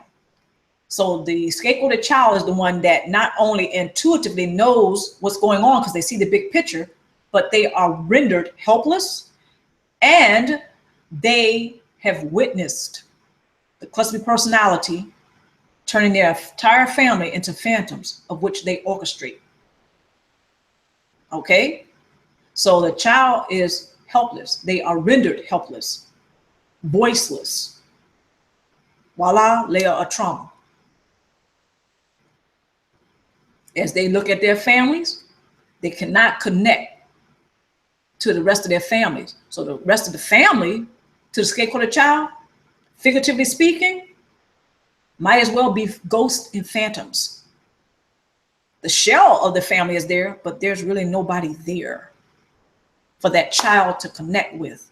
Not on a real level, because they live in a house of madness. The scapegoated child may look at the siblings and see the siblings, okay, they are being affected by the abusive behavior and tactics of the cluster B personality, who's orchestrating the whole thing. Cluster B personality, pardon me, the scapegoated child may look at the mom who behaves codependently and say, oh my goodness, I can't connect to my mom on any real level because she's pleasing and serving the narcissist who's affecting her in a negative way. Wow. Is that my mom? You know, so the child may even question, is that my mom? Does she love me? Is she there for me? Why is this happening? Why does my sibling seem to bully me and be against me a lot? See, all these things happen. And the cluster B personality, again, they orchestrate the whole thing. And to add on another layer of trauma and to go deeper into the rabbit hole, the scapegoated child witnesses the cluster B personality orchestrating it all. So in other words, it's like getting something. It's like seeing a bad man doing something terrible, but everybody around both of you is being affected terribly by that bad man. But it's only you that realizes how badly everybody is being affected. You and everybody around you, only you get it. It's like that to the scapegoated child in a dysfunctional family. They're the only ones that really get it. Yet they're being silenced. They're being rendered silenced and outcasted and being rendered helpless. Okay, so in a sense, the fact that they are in their childhoods, it works against them. In a sense, the childhood works against the child because they're a child. It's almost like the child is it's almost like an adult that wakes up in a nightmare. They're having a nightmare and they wake up in the nightmare and find out, oh my goodness, I'm an adult. I'm a 50-year-old, but I have the body of a 4-year-old or a 5-year-old. It's like that for the scapegoated child. When they realize what's going on, they realize that certain things really normally or naturally, it shouldn't work against them, but it does because they are in an unnatural unit, which is a dysfunctional family. A dysfunctional family is an unnatural unit. It is not a natural unit. It is an unnatural unit. So when that child internalizes it and he or she gets it, it's traumatizing. Voila, another layer of trauma. So there's multiple layers of trauma here since childhood. That's why they call it childhood trauma. Okay, so when the child sees all of this and they're looking around and they watch the cluster personality, the narcissistic parent, maybe the father, maybe the mom, okay, they watch how they orchestrate all of this.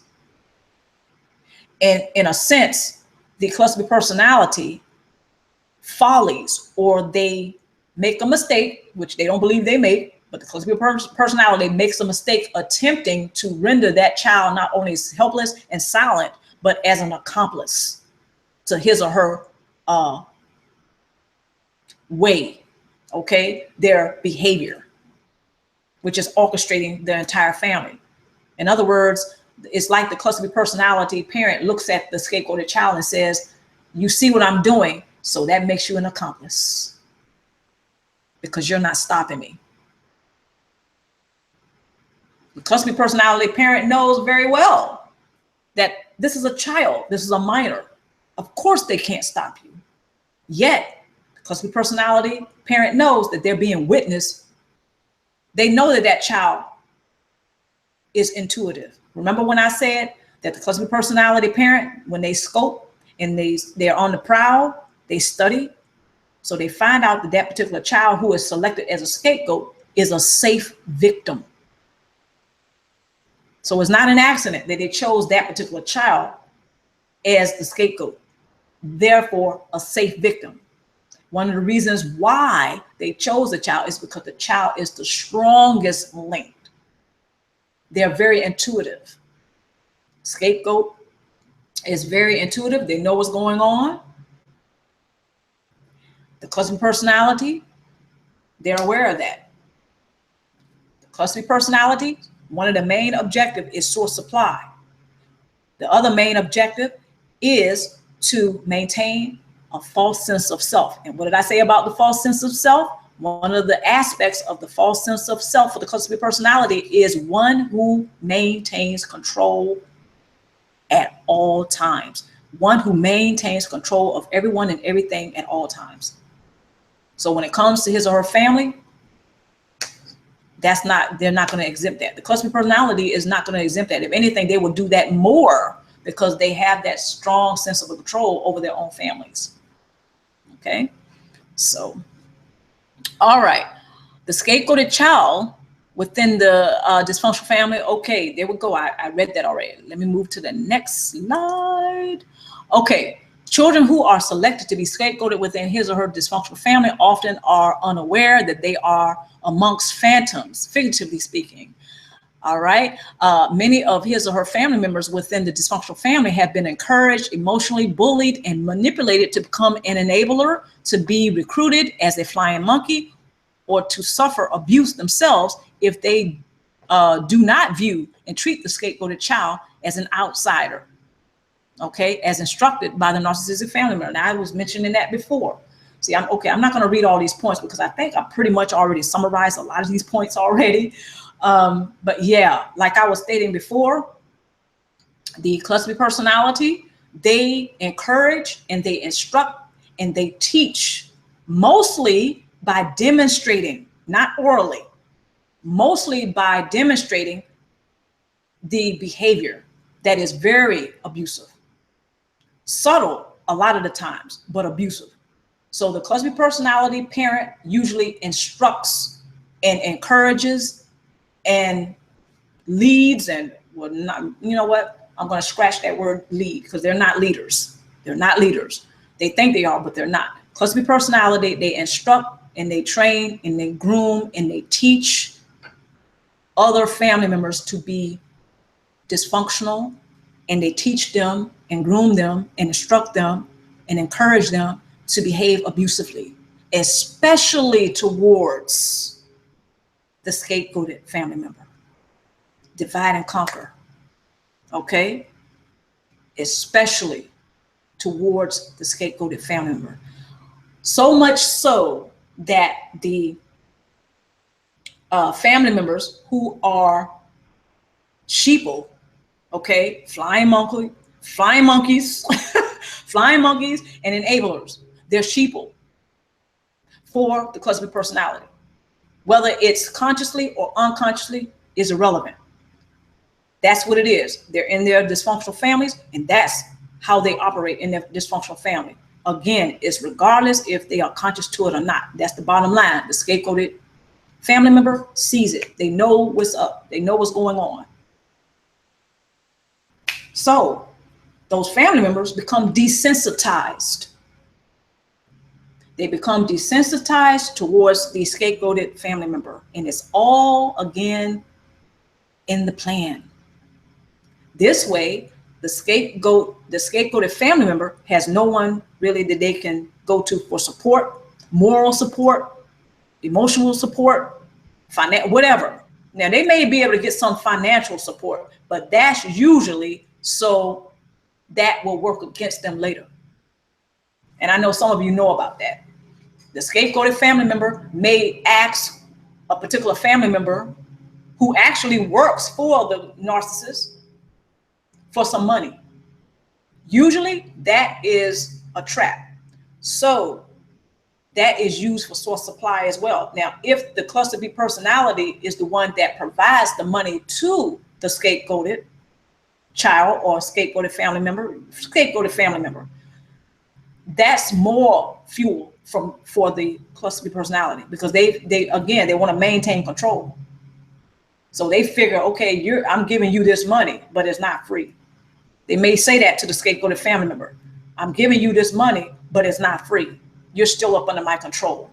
I still own you because you're coming to me for something.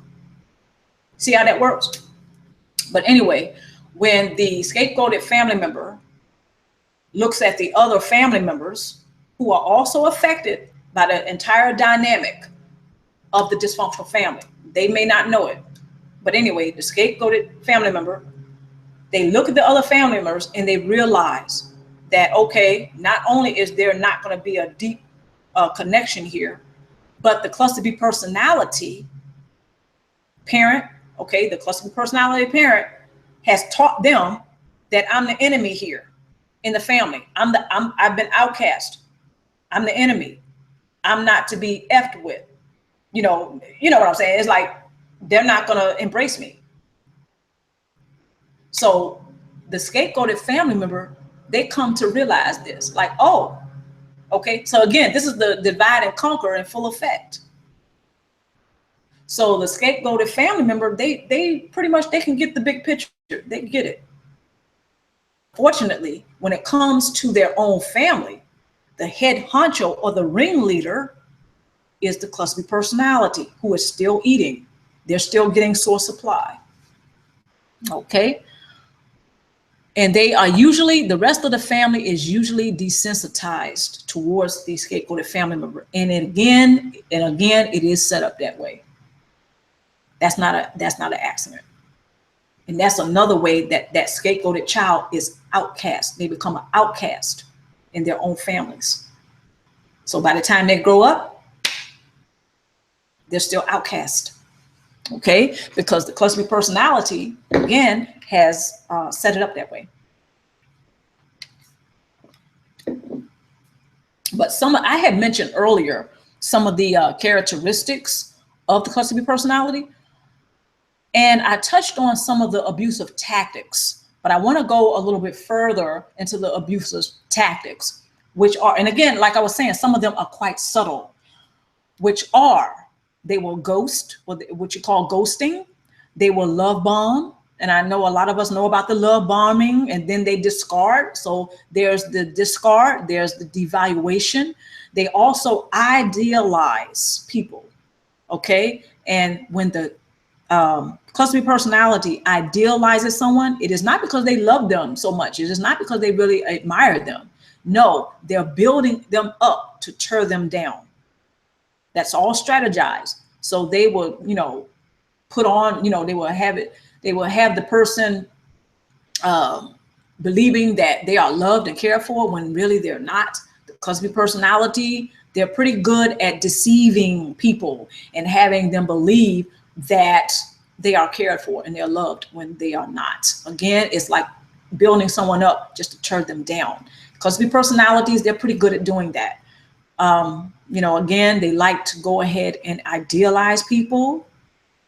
And then, and that goes right into the love bombing. And then that goes right into the discard and in the devaluation, and then the ghosting. You know, they're gone. No warning whatsoever. But it's interesting. A lot of the clues are usually there, but we usually don't realize the clues. The clues are there before they get, before the cluster B personality ghost or gets ghost, you know, before the ghosting happens. The clues are there, but because we are so, you know, tied up from the drama and the chaos, and here's my favorite word, the shenanigans, okay, they're so tied up into all of that from the cluster B personality, they don't really realize what's actually going on in the unhealthy relationship with the cluster B personality. How can they? They're not really paying attention to that. They're not very focused on that because of all of the chaos and drama and shenanigans, right? Yeah, so that's what's going on with the unhealthy relationship with the narcissist and the cluster B personality. There's a whole lot of abusive tactics. And when you combine that with the characteristics of a narcissist and a cluster B personality, it's like overwhelming. Sometimes when you just think about it, it's overwhelming. That's usually why I don't like to think about it. Okay, but this is part of the healing. This is part of what's going to make for a strong support base. And that is to look at the big picture and think critically about what your experience was. Now, for some people, and I get this, for some people, they have repressed certain memories from their childhood. That's to protect that person. I wouldn't advise going in and trying to pick that lock and open up that door.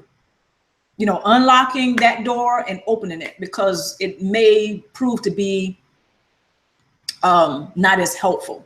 Okay, it may prove to be a waste of time and a waste, you know, of energy, and not very effective. Okay, because those memories are suppressed for a very good reason, and usually it is to protect that person who has suffered many things in their childhood. I would not advise opening up that door. That, you know, that doesn't have to be a part of your support base.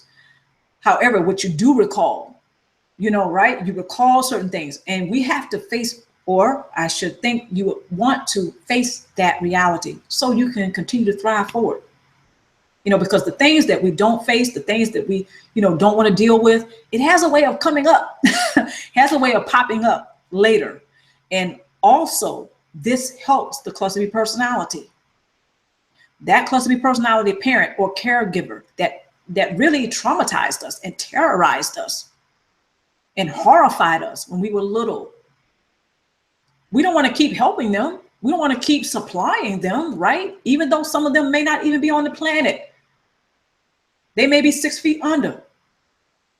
Why are we still supplying them? And that's another thing I want to say. I didn't mention this, but this is also when those family members, when they pass on that dysfunctional family legacy, they become orchestrators in their own extended families, because some of them have children. Some of them get married. So then they become people who know how to orchestrate phantoms as well. It's passing that dysfunctional family dynamic on. So you don't want to be that person. You know, you were scapegoated as a child. If you were scapegoated as a child, you know, why be that person who continues to supply? Okay, you know, I just want to encourage you today. Don't continue to supply the narcissist or cultic personality. Okay, let's not continue to do that, because this is how they continue to get their source supply, and this also keeps their dark, dirty, dank secrets. This is another thing the scapegoated child becomes an expert at, not only to be silent, but to keep secrets. That actually goes hand in hand. They correlate. The person in the family who knows how to keep secrets is the person who doesn't seem to have a voice, and they don't use their voice. Okay, so let's not continue to do that. All right, moving on to the tools. Okay, I'm going to join you guys and gals, my stars, in the chat room in a moment. Let me just go over the tools with you. Tool number one. Get my water. Okay, become mindful. Become mindful of your overall well-being. You are responsible only for yourself, with the exception of your extended family. Tool number 2, your family of origin had years of a chance with you. Pause. I just want to really say something about that. This is, you know, I have heard some people testify that they have a very hard time letting certain family member go, saying goodbye. Okay, I get it. I get it. But when you look at how you were treated in your family by the same family members that you have a hard time letting go of, that some of us have a hard time letting go of, you know, that's what keeps us locked in the dysfunctional family. Even though we may be 40 years old, we may be 30, we may not even live in the household anymore, but we're still locked in the dysfunctional family dynamic of which we grew up in. Why? Because we will not say goodbye to certain family members that didn't support us. They had their choice. They had the chance with us to treat us a certain way. I'm not demonizing them. I'm simply saying that when it comes to certain family members that did not support us for whatever reason or another, they saw something, they suspected we were being mistreated, and they were being mistreated too, but they chose to be silent. They had their chance with you. They had their chance to contribute to your life in a way that could maybe do you a lot of good, in a way that feels loving and caring to you. They had their chance, whether it's your sibling, whether it's a parent, whether it's your grandparents, whether it's a cousin, uncle, whatever. They had their chance with you. Okay, and I certainly want to encourage you to maybe change the perspective a little bit on that. Whenever you start thinking and feeling, well, I can't let my family go. Well, how did they support you? How did they embrace you? And in what ways did they let you go? Because when a person is not contributing to our lives in a way where we feel appreciated, where we are being demonstrated love and acceptance, respect, love, all the things, you know, and whereas we're being demonstrated that we are validated. When that's not happening, in a sense and figuratively speaking, that person has already let you go. So what you waiting for? Okay, I didn't mean to, you know, seem like I have a little attitude, but I get a little passionate about that, because it's amazing how some people continue to be locked into their dysfunctional families, and they're not appreciated, they're not supported, they're not validated, they're not loved, they're not respected. Certain things they have learned from certain family members who don't support them, yeah, but give credit where credit is due, but don't overkill. Don't overdo it. You know, in a sense, you know, those individuals are still locked in a dysfunctional family, and they're still the individuals who are being rendered silent, and they're still being treated and viewed like the scapegoat. What purpose does that serve? You know? And I just want to encourage everyone who relates to what I'm saying. I want to encourage you today to just kind of shift the gears on your perspective a little bit, and embrace yourself, invest in you for a change. It's okay to find the good in the goodbye. It's okay. You know, it's okay to see the silver lining in your painful experiences with certain family members that you can't seem to let go of. Okay, give credit where credit is due. They taught you something. That's the silver lining. It was painful, but they taught you something.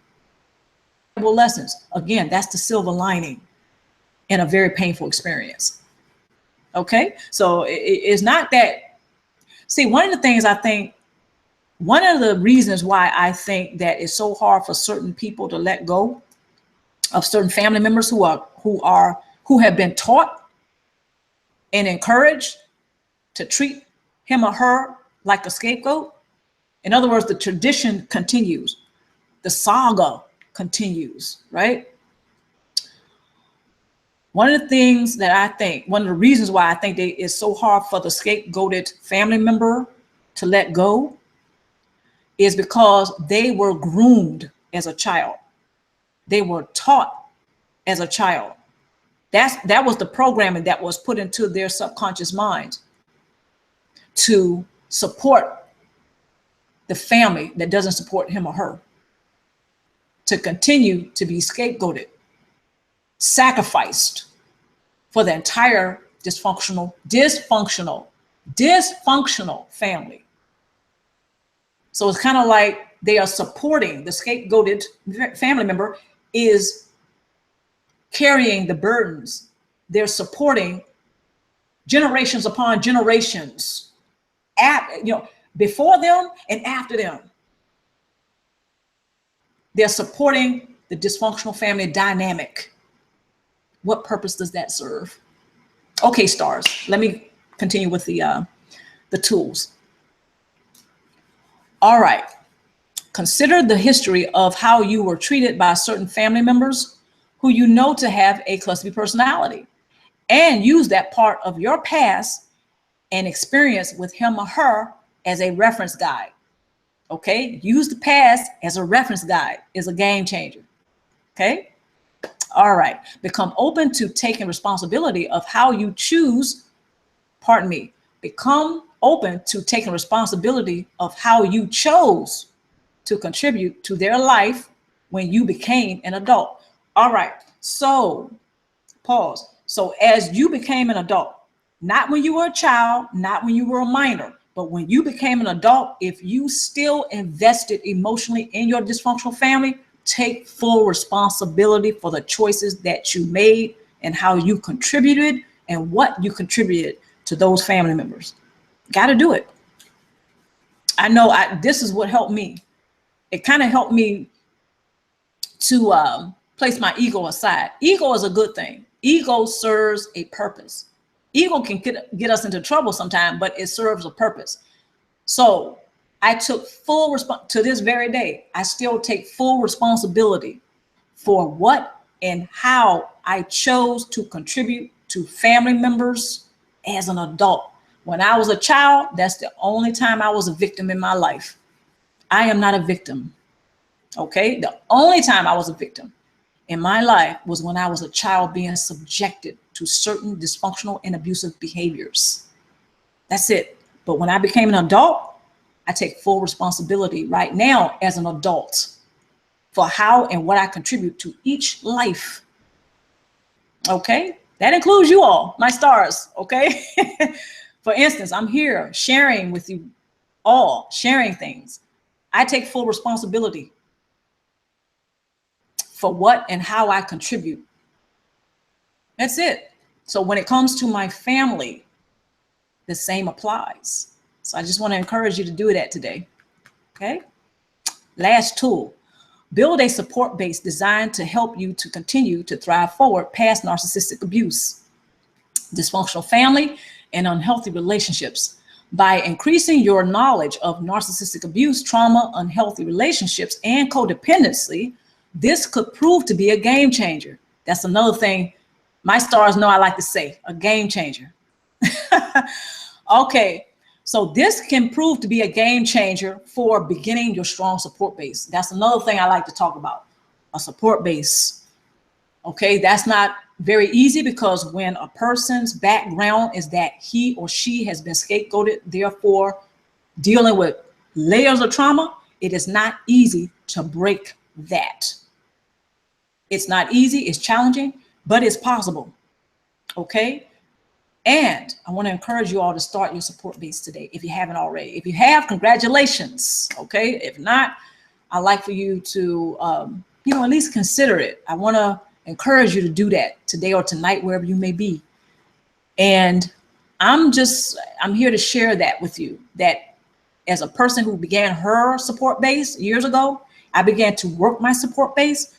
I found it to be a game changer. And I hope for you, it proves to be a game changer once you get started. All right, because some of you already know it's a game changer. But I want to encourage you today or tonight to start doing that. But, when we start to work our support base, another thing that happens is that it frees us from the dysfunctional family dynamic. It frees us. So not only is the dysfunctional family cycle being broken, but it interrupts a pattern that has been very destructive for us for a very long time. Because, again, a person who has that background, they come from a dysfunctional family, they're dealing with layers of trauma. They've been narcissistically abused. They've been abused in so many ways by the codependent personality. And not only that, by other family members in the dysfunctional family, because the narcissist has encouraged them to do so. Okay, all this stuff is going on. And when a person comes from that, that's a lot. Okay, that's a lot to deal with. So it's not easy to begin a support base. See, I understand that. One of the first things that I had to do was get past my ego. Get past that ego. Ego serves a purpose, but it can get one into trouble sometimes. So I certainly hope those tools have been very helpful. But again, some of you, if you click on the link that I provided in the chat room to the slide presentation, you go back later and take a look at that. Okay. And hopefully it will prove to help you at least get started on your support base. Not only this slide presentation, but check out some of my other videos. There's some things in there that maybe it'll resonate with you. Some things that I say in the videos that may resonate with you, and hopefully it will encourage you and motivate you to get started on your support base. I did a few videos on support base. I did a few videos on the blueprint of a support base, because some people may be asking right now, okay, now how do I get started on a support base? What is a support base? What does that look like? I went through a lot of stuff. I don't even know how to begin a support. And I get that. I was there. Okay, I was there. I know about that. One of the first things that I chose to do was get past my ego.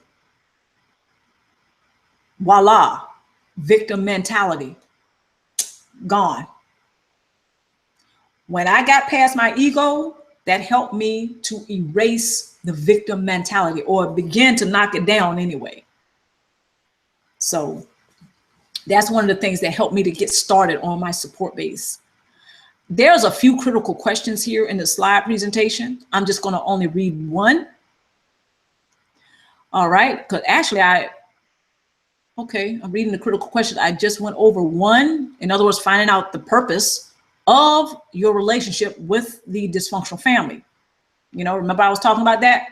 Find out the purpose. In other words, why are you still investing in a dysfunctional family that does not support you? Not saying that you want to demonize anyone or to bring harm to anyone. No, what I'm saying is when you Look at the big picture and consider what your experience, what was your overall experience in your dysfunctional family, and use your past as a reference guide to help you make your decision right now of what you want to do when it comes to your dysfunctional family. So certain family members that you're having a hard time letting go of, you know, when you begin to ask those critical questions of yourself, it may help you put or place some things into perspective, or a clearer perspective for you before you actually make a decision and, you know, carry it out.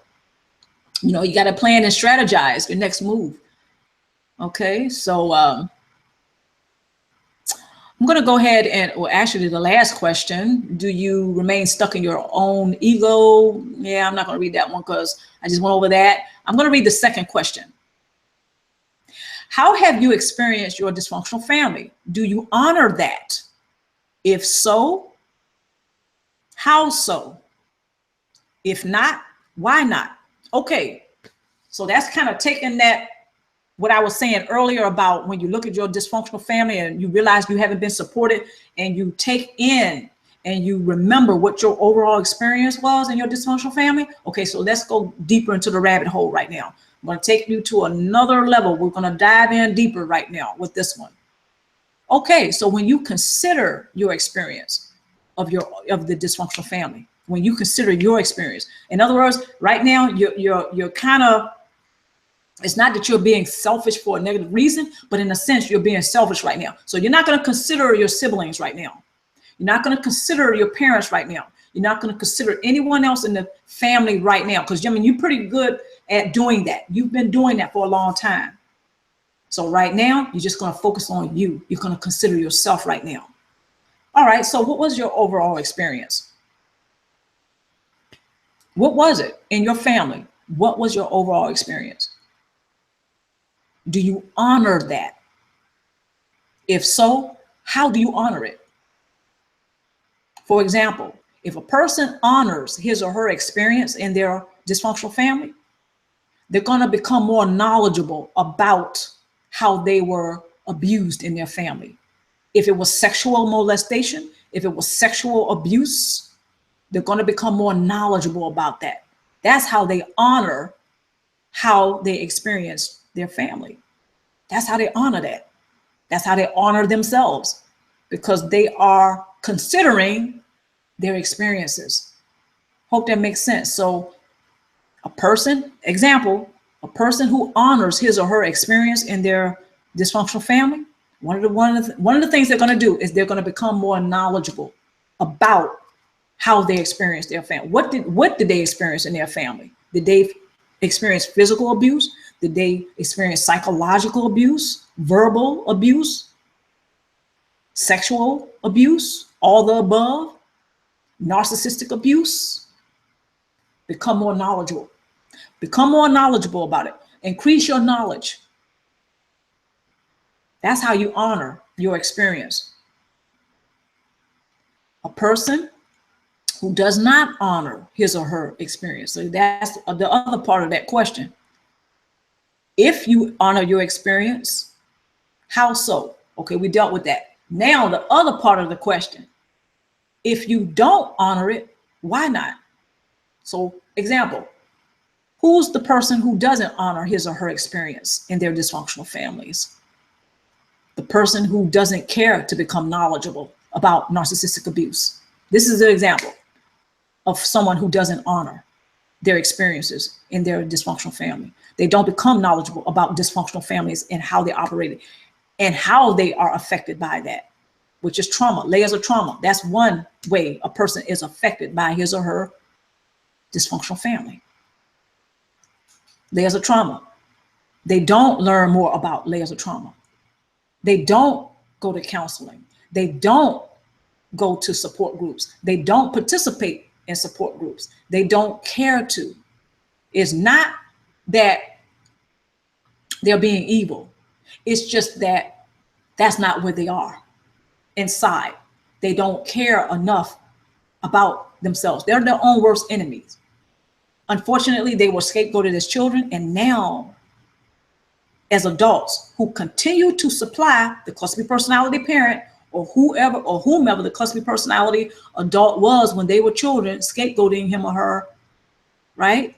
They're still supplying the cluster B personality by being silenced, by walking around being their own worst enemy.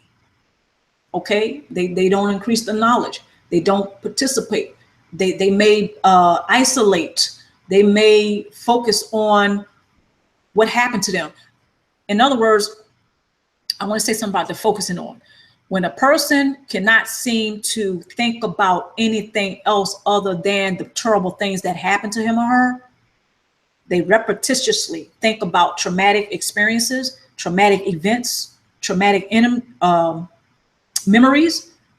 They subconsciously reenact.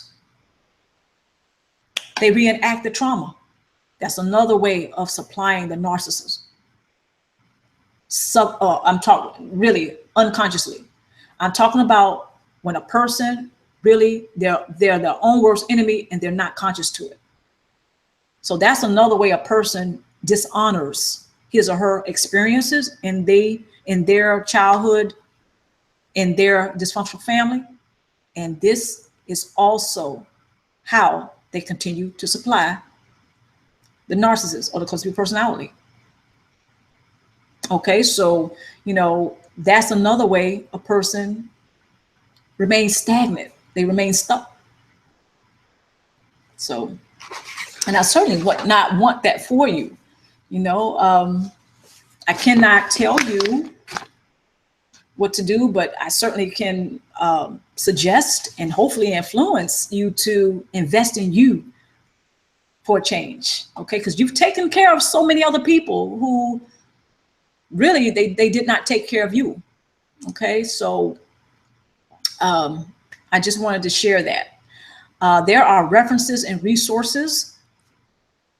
And when you click on some of the links here, I think a lot of you are going to find some of these links quite interesting and very helpful. And when it comes to a support base, again, I do get how a person can remain stagnant and they can remain stuck. Let me make sure I get my chair right. Okay. I get it, how they can remain stuck and stagnant and they just continue to focus on what happened to him or her. I get it. And one of the best ways to break that is, again, to practice self-regulatory processing. Okay, I'm going to go to the chat room. I'm going to come to the chat room and join you guys and gals there. Okay. All right.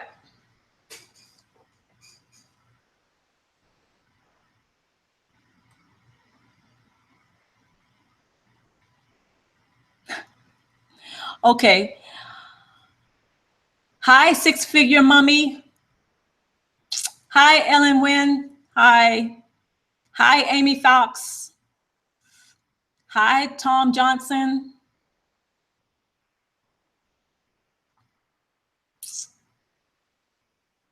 Let me go back. I don't know if some of you have been asking some questions. Hi, Michael Wiggins.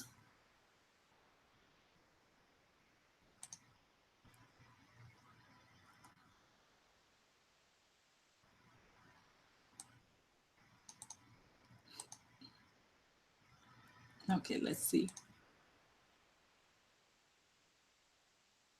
Hey, Adriana.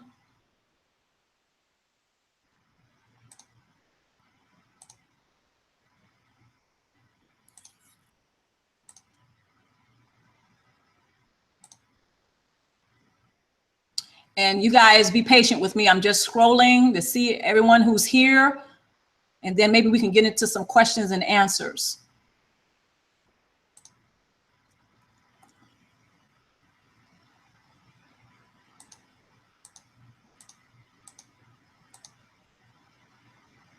Hi, Tammy. Hey, JC.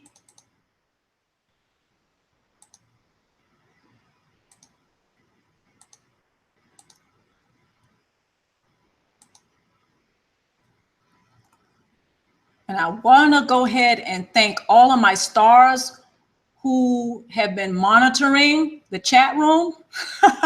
Thank you so much, because we want to keep those trolls out. Get them out of here. All right.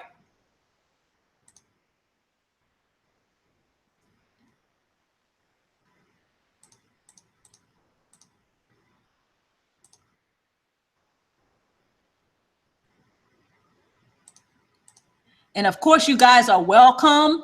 I try to do the live stream every now and then. I probably should do more live streams, but now,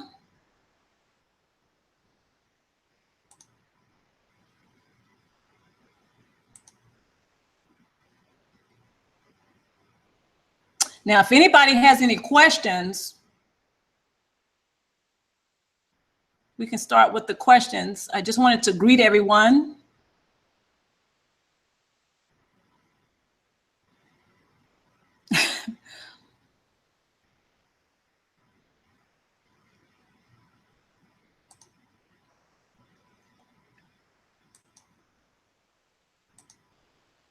So how is everybody doing today or tonight, wherever you are?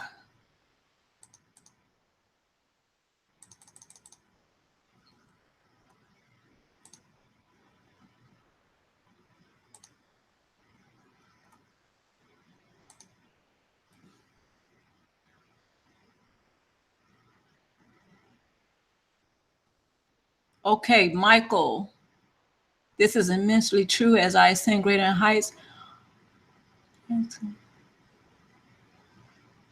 Well, Michael Wiggins, special shout out to you, Ztarr. Mwah. I'm glad you are ascending. This is what a lot of us on the planet right now are becoming to realize, is that it's time to ascend, right? So Michael Wiggins, mwah, the best to you. Actually, all of my stars. I wish all of you to continue to thrive forward.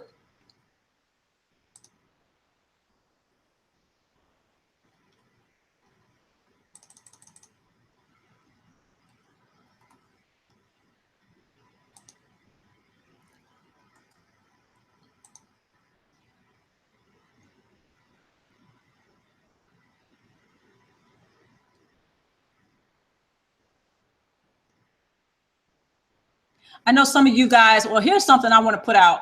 I know some of you have been, you probably have noticed on social media how some people, they describe narcissists as those who are practicing witchcraft, or even the black arts, like the occult.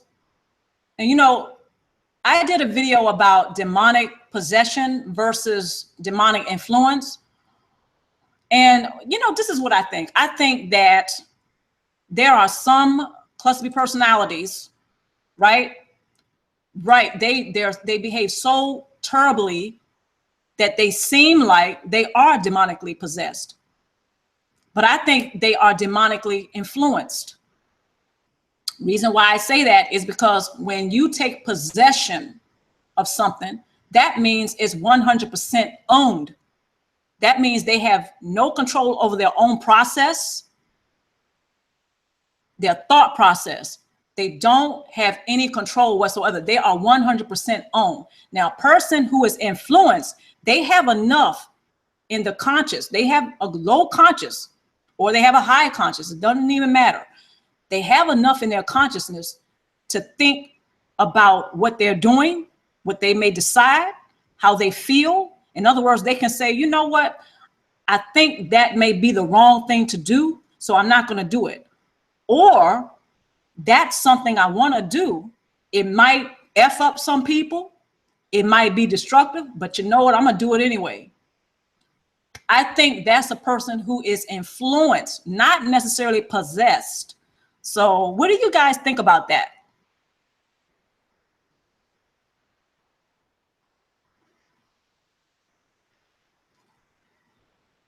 Okay, there's some questions.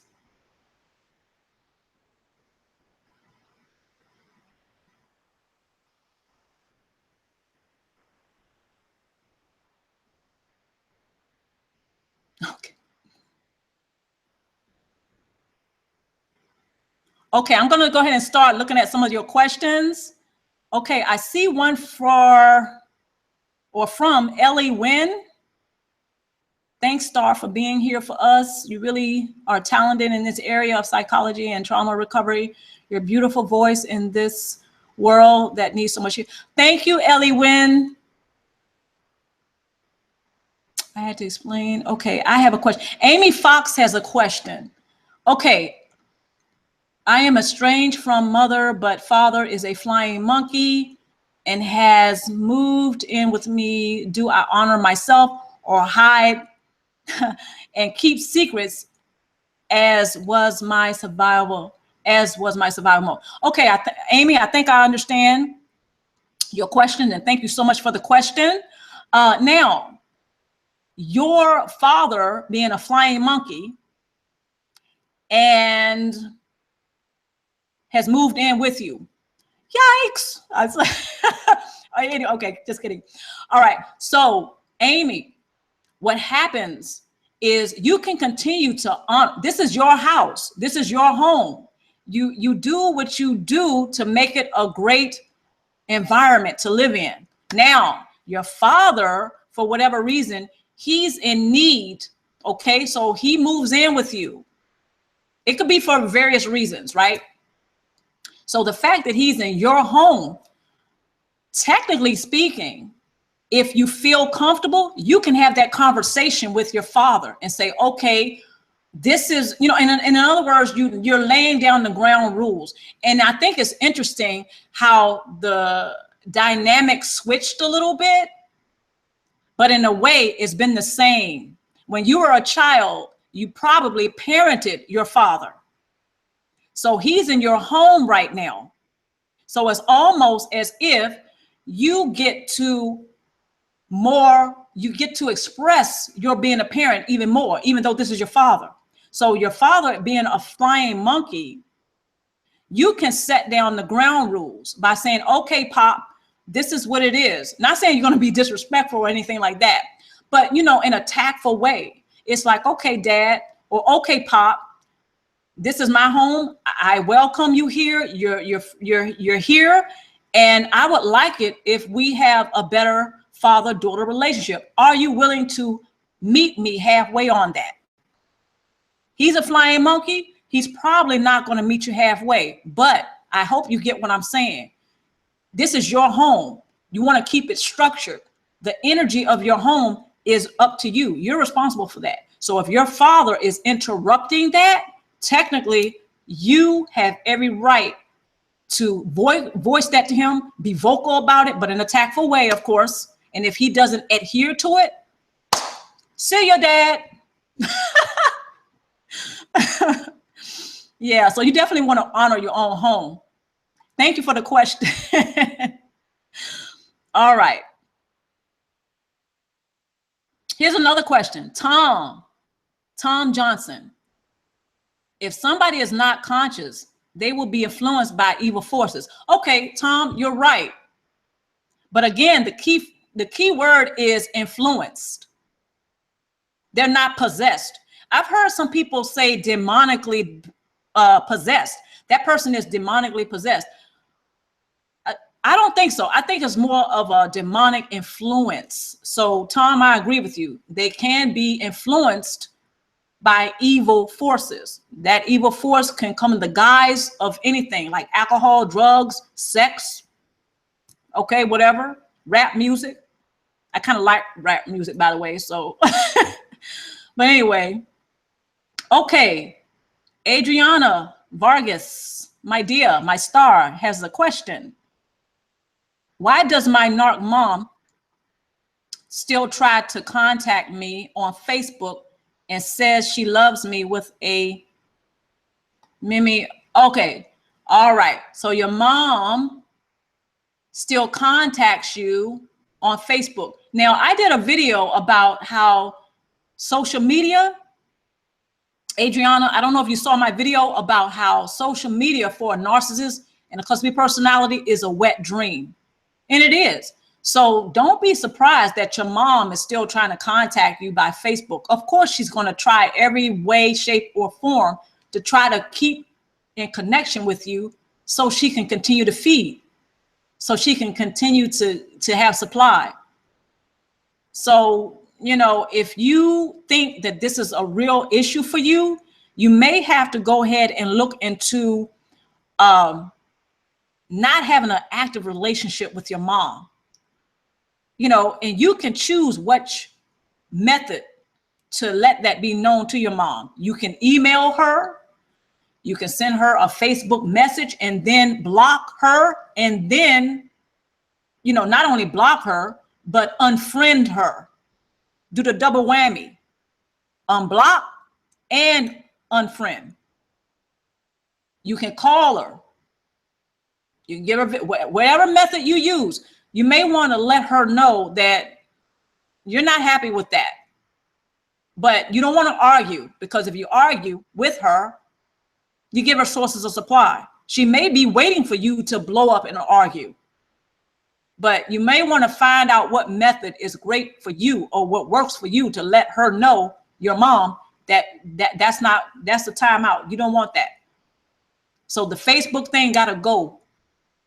All right, Adriana, I hope that helps. Great question. Thank you for the question.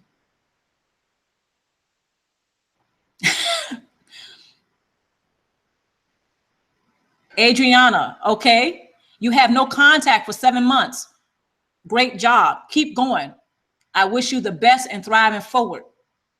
Keep going, because once you reconnect with your mom, that's more supply for her.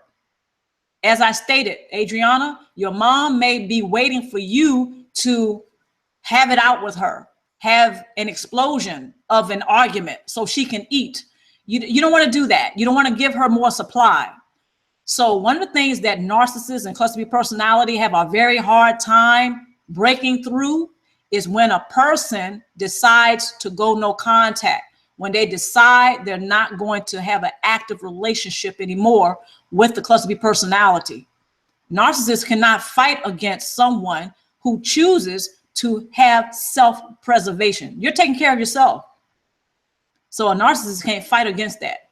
They may try to fight, but they cannot fight against that. They don't have the ammunition. So again, Adriana, my hat's off to you. Mwah, another kiss, and very good job. Keep going.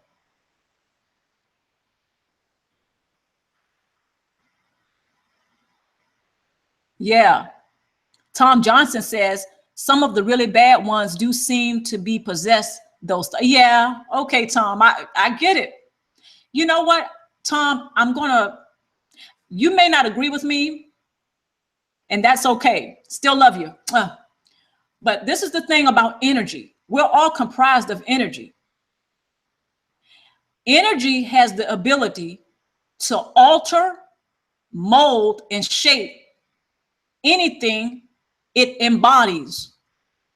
Okay, you understand? So when energy embodies a person, and they may be influenced to behave demonically, all right, to the point where maybe their face is disfigured, and altered. Stay with me. I know this sounds weird, but energy has the ability to shape, mold, and alter anything or anyone it embodies. A woman who becomes pregnant, that took some, all of us are comprised of energy. So when she got together with somebody, okay, and they did the thing, she may have become impregnated. That takes a lot of energy, right? To become pregnant, because they're having sex. So when she's impregnated, her womb expands, her belly gets big. That's a great example, I think, and you can correct me, or you can bring on your example for energy that takes shape of something. Okay, so when she becomes pregnant, her womb expands. That's energy taking shape and molding and altering her physicality, her appearance, her body. That's a way that energy can shape and mold and alter anything and anyone it embodies. So when a narcissist and a cluster B personality is going off and acting demonically, whereas their physicality may even change, such as a multiple personality, we have heard some cases where their eyes turn color, that's not surprising. Energy has the ability to shape, mold, and alter anything or anyone it embodies. Okay, so yeah, some of them, they may act like some narcissists and personalities who cluster B personalities, they may behave like they are demonically possessed. So Tom, great observation. Totally agree with you on that one. But this is one of the reasons why I say I think they are demonically influenced, not demonically possessed. I'm speaking of a cluster B personality. Really, anyone for that matter.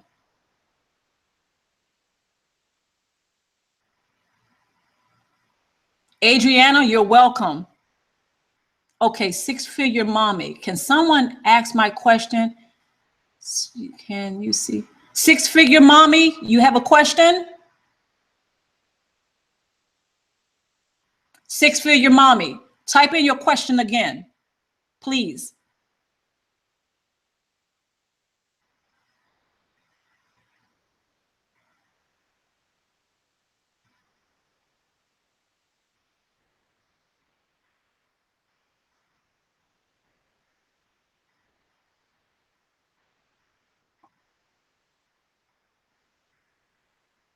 Okay, six-figure mommy, thank you. How do I explain this to my sons if they have grown up with a narc grandmother? They are 13 and 14. We have lived in North Carolina. She is in she is in New Jersey. They love her, but they are confused. Okay, six-figure mommy, thank you for sharing. Thank you for the question. All right, we're gonna dive in. All right, now, how do you explain this to your sons? Well, you are the parent, you are the mommy. You have to figure out how you're gonna go about sitting your sons down and telling them, sharing your story. Don't try to necessarily come at them like their mom. A lot of children appreciate when the parents tell him or her who they were prior to their birth. I know I did. I want to know who my parents were before I came along. So, six-figure mommy, one of the ways that you can set your sons down is first, think about your approach. Are you trying to be their friend? Do you want them to believe you? What is it? So I can't tell you exactly how to say it to them where they'll believe it. As long as you are authentic, you're being for real, you're being honest about your story, your experience, your sons are going to receive that. Okay, they're going to receive that. It might take them a little time to digest it, but eventually they're going to appreciate their mom sitting them down and being authentic with them and saying, okay, some of the things that my mom is saying to me is disturbing. I don't like it, but you know what? Mom was coming with love. She was being for real, and I appreciate that. Okay, I hope that makes sense. I can't tell you exactly word for word what to say to them, but the method and the approach is going to be key. Got to be authentic. Okay, instead of instead of approaching your son saying, okay, I want them to believe me, I want them to see things as I do, that's not going to work, mommy. Okay, that's not going to work. If you just be authentic, give them a snapshot. Let them in a little bit on what your story is. They're probably going to digest what you have to say to them a lot better. Okay. All right, six-figure mommy again. Mwah. Thank you for the question. I hope that helps. And I want to say to everybody in the chat room, if I answer your question and you need further clarification, please, please, please contact me by email or join me on the chat room that I have. We can talk one-on-one. Okay, just saying. All right.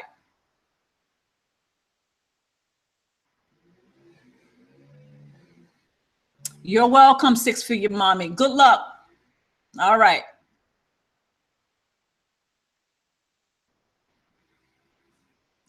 JC, my son had sided with the NPD. Okay, JC, I saw your comment and my heart goes out to you. And sometimes this does happen, especially in a dysfunctional family.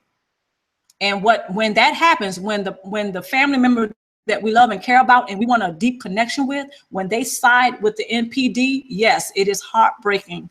However, it's not surprising when you think about the dynamic of how the dysfunctional family or relationship works. Again, we're talking about the cluster B personality. They're going to do everything in their power to get everyone to side and see things, to side with them and to see things as they do. So JC, I don't know any more about your story, but I certainly hope that you continue to thrive forward.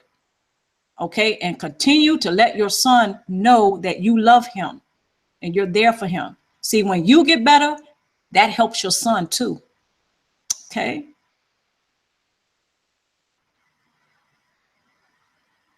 Okay, JC. Mwah.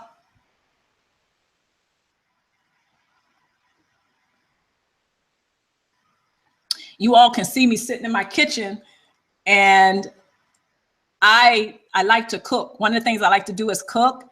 And if you all were here with me, I would just cook you a big feast. Well, some of you will have to help me cook. But anyway, you know, I just love this. I'm glad that you all are here this morning with me today or tonight, wherever you are. I'm glad you're here on the stream. And I'm going to try to do more live streams, but sometimes my time is taken up by doing other things. Every now and then I do like to go to places I've never been before. I like to travel. Sometimes I like to go and, just study history. Yeah, I'm one of those people. I like to go to the museums and study history and stuff. I know. But this is one of the things that helps me to stay focused on my own life when I'm not just sitting around all the time thinking about the narcissist or the cluster B personality.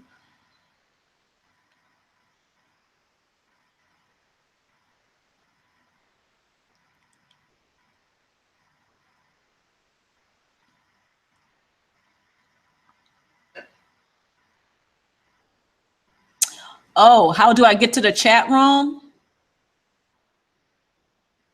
Six-figure mommy, I don't know if you're asking me or how do you get to the chat room? I don't understand the question. I'm here, honey.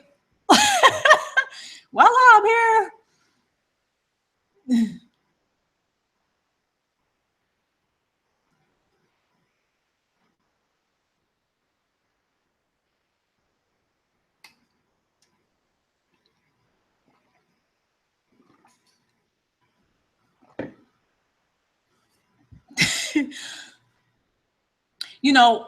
One of the other things I like to do to continue to thrive forward and stay focused on my own life is I will choose certain activities to do, such as, every now and then I'll go to the gym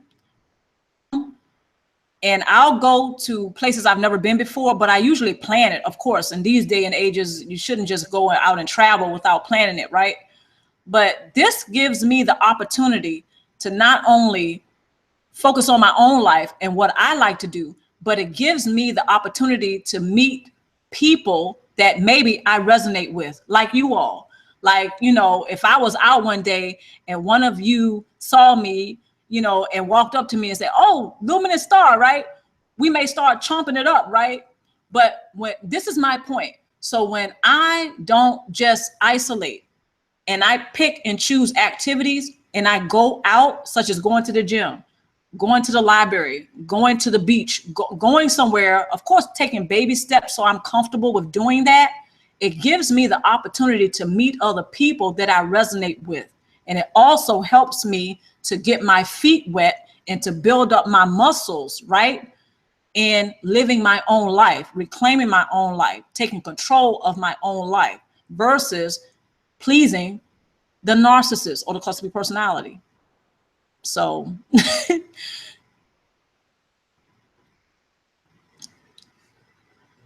Yeah.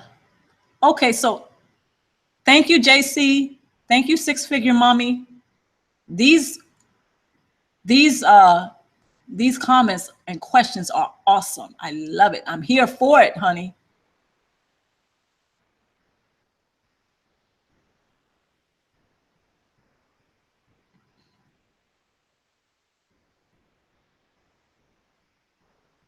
Yeah, Six Figure Mommy. I do have a chat link that is posted on my YouTube channel. If you go to my YouTube channel and you look at all the other ways, my other links that you can connect with me with, I do have a chat room, and I also have an email address. And a lot of my videos, I have those two links available in each one of my videos in the description box. So if you go to any of my videos, look in the description box, you can find my link address, and you can find my chat, my email address.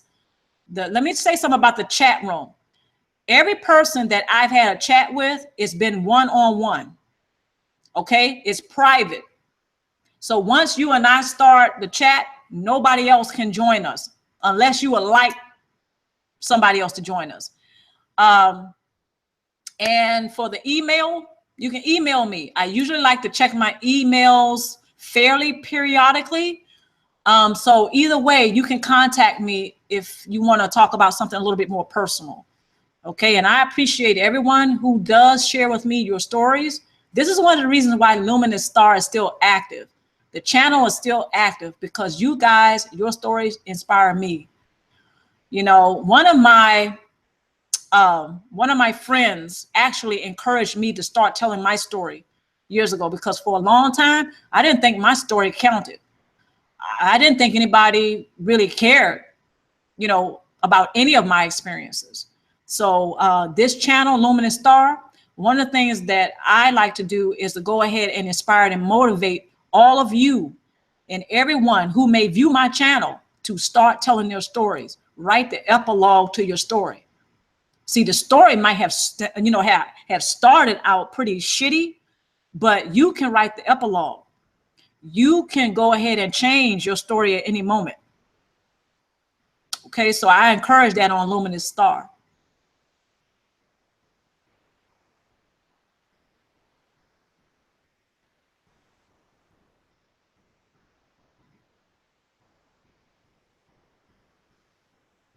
Ellie Wynn, I see the comment you made to Michael. Very good, I agree.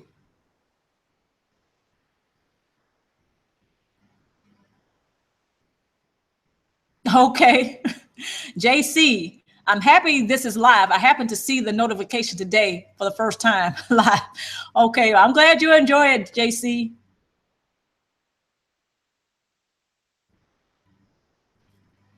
You're also a great inspiration to me. I don't know your entire story, JC, but I know a little bit of it now. So your story also inspires me to keep this channel active.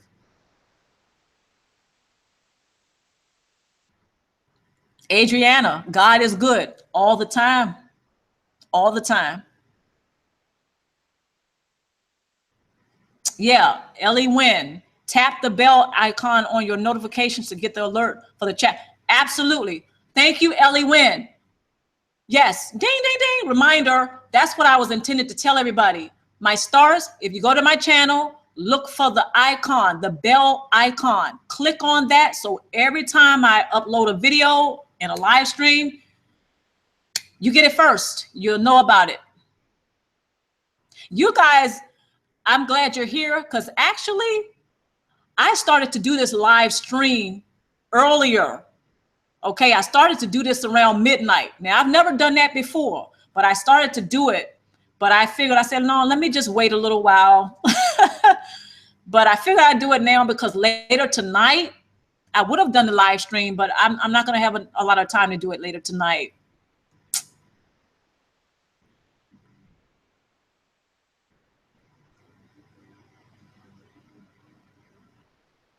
Rebel Juice Tis. Having a support base is important. None, my best friend understand, but Okay, Rebel Justice. Okay, I like that name, Rebel Justice. I hope I'm pronouncing it right. But yeah, support base is very important. And one of the things that happens with a support base that's so awesome is that you can navigate it and you can expand it. What consists of a support base? A lot of things. For me, I'm going to use myself as an example, right? One of the things that I do is I do have a healthy lifestyle. Okay. That's part of my support base. I do participate in my community. It took me a long time to do that. I use certain organic products. You know, I put, like, for instance, I use coconut oil and I put it on my body and I consume it. I eat it too. This is part of my support base, maintaining my health and also participating. I hope that makes sense. It's not necessarily just going to a therapist or a counselor. That's not the only thing a support base consists of. A lot of people think that when you say support base, they automatically think you're talking about going to a counselor or a therapist or a doctor. Not so. A support base consists of a lot of things. You are the one that's navigating it. You get to say who's a part of your support base and who gets kicked out or who's not going to be a part of it. Give them the no access card. You know, just like the narcissist and the custody personality. Everybody's not going to have access to your life. So your support base is no different. Your support base actually should look a lot like your life. Okay. So a great support base, a great life. So Rebel, I like that. I agree with you. A support base is good. Yeah, coconut oil. I love coconut oil. That's actually my favorite oil. After that is the hemp oil. That's HEMP, hemp oil. Yeah, that's some good stuff.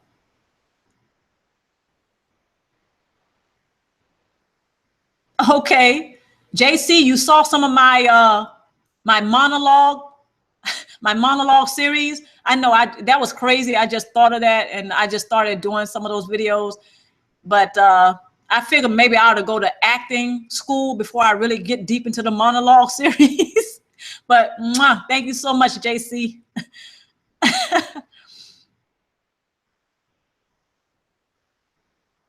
Yeah, yeah. The GMOs and some of the sweeteners and stuff is crazy. Processed foods, thumbs down.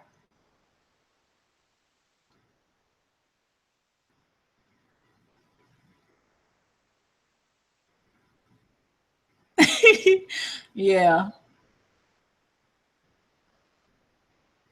Yeah, yeah. The bell, yes, Ellie Wynn. Thank you so much, girlfriend.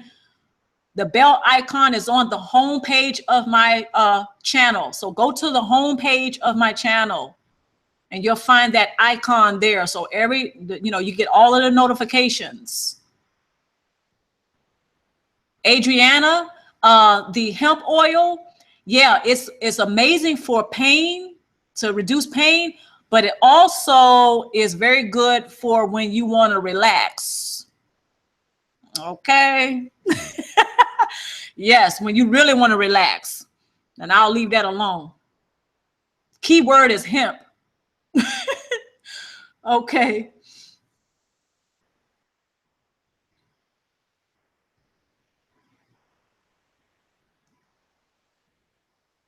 Yeah. I don't know. I'm just curious. Do any of you juice, or do you have a juicer?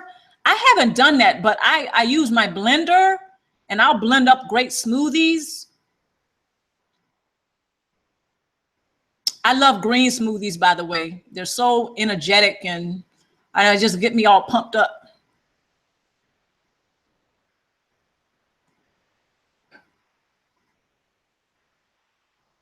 Ellie Wynn, great point.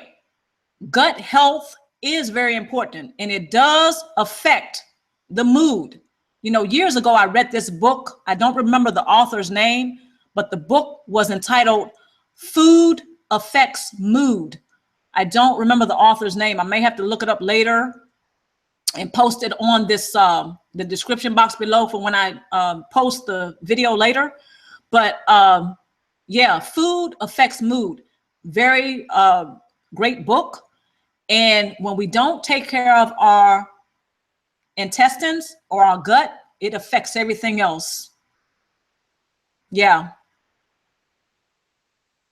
Michael Wiggins, my skin literally has no blemishes using coconut oil. Yes, Michael, that's another thing. Great point. I use coconut oil to not only cleanse my face, but for a moisturizer. Good stuff.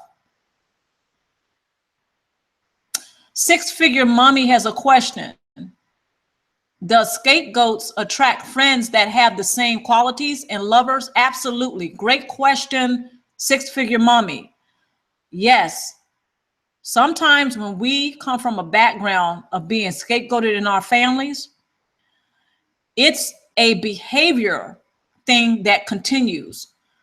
See, not only does the cluster B personality parent orchestrate the entire family, but they download a particular program inside the subconscious mind of each child in the dysfunctional family, especially the scapegoated child. Because remember earlier, Six Figure Mommy, when I was saying how the cluster B personality, once they start implanting certain programs in the subconscious mind of the scapegoated child, the other children are not exempt. The other children are also being affected. The subconscious mind is being affected because programs from the cluster B personality is being downloaded into their minds too. So no child is exempt. Unfortunately, it's only one child that is selected to be the scapegoated child. The other children are also affected in the dysfunctional family dynamic. So when that scapegoated child grows up, yes, due to their thought process, due to their thinking and the way they view themselves, due to the cluster B personality grooming them to behave codependently, this is what is reenacted. This is what plays out in their adulthood. So lovers and friends are going to seemingly have the same qualities as the cluster B personality parent. Absolutely. Great question and great observation, Six Figure Mommy. I'm loving these questions. Keep them coming. Hey, we might be on until midnight tonight. Adriana, organic spirulina. That is great stuff. I have some and I do use it. I like to put it in my green smoothies. The spirulina is very good. It's definitely a superfood that I like to keep in my refrigerator.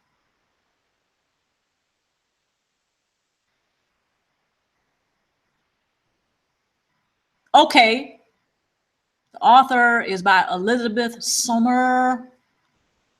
Nancy Prefix. Okay, M.A. Okay. Thank you, Six Figure Mommy, for that book. M-A-R-D. Yes. That's it. Thank you.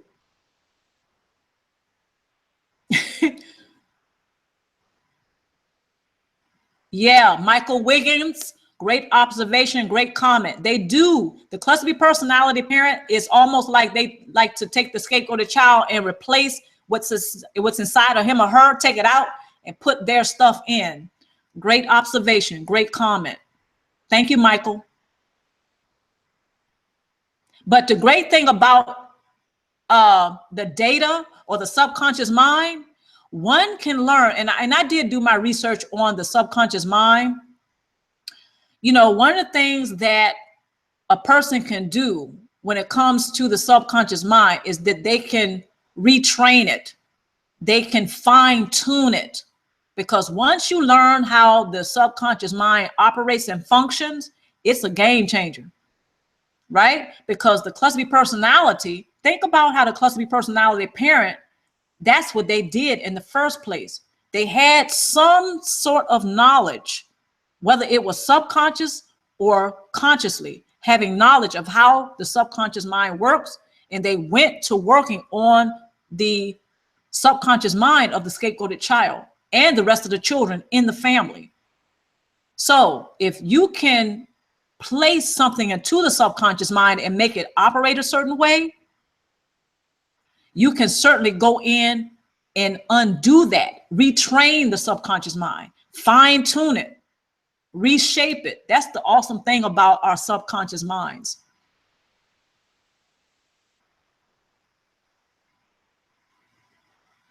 Adriana has a question.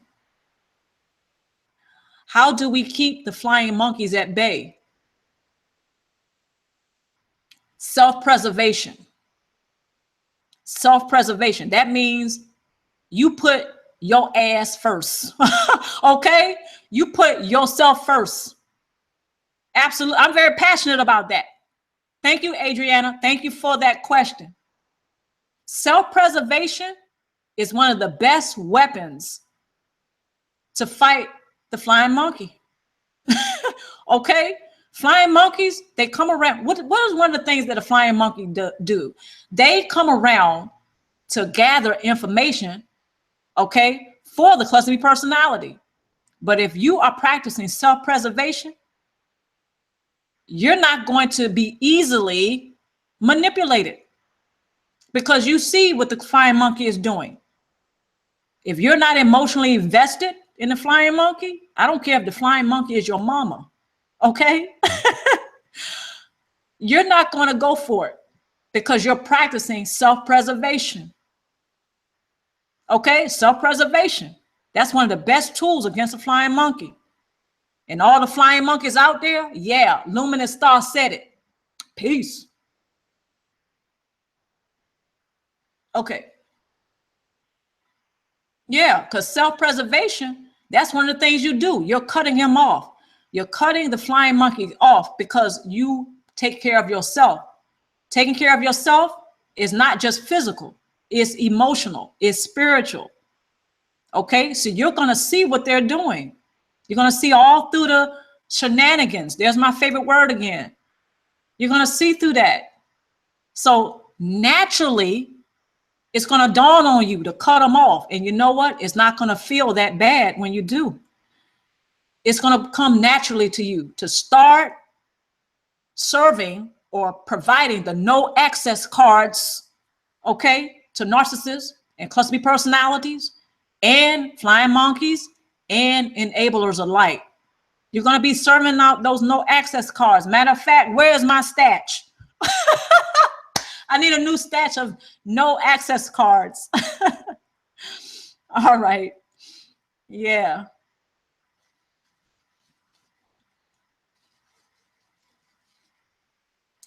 Right. JC, the narc hates your self-care. That's true, because that takes away their supply. Self-preservation takes away the supply of the narcissist and cluster B personality. If you are taking care of yourself, you don't have enough left over for the narcissist or the cluster B personality or the flying monkey. You don't have any left over for them. And even if you do, you are choosing not to give them your leftovers or what's left. You keep that for yourself, or you save it for yourself. It's like saving pennies or coins for a rainy day. You spend what you have, you know, you may even splurge, but what you have left, you don't have to give it to the narcissist. You don't have to give it to the flying monkey. You can save it for a rainy day. You can save some and preserve some for yourself and choose to contribute or provide that to whomever or whatever you want. It doesn't have to be the narcissist or cluster B personality or the flying monkey or the enabler for that matter. Yeah, so when you practice self-preservation, you snatch the food out of the mouth of the narcissist, the cluster B personality, and the flying monkey, and the enabler.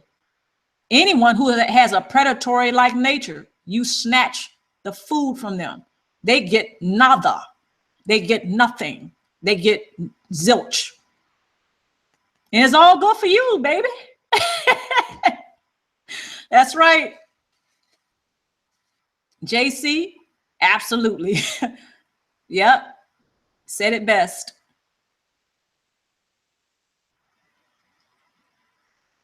Yeah.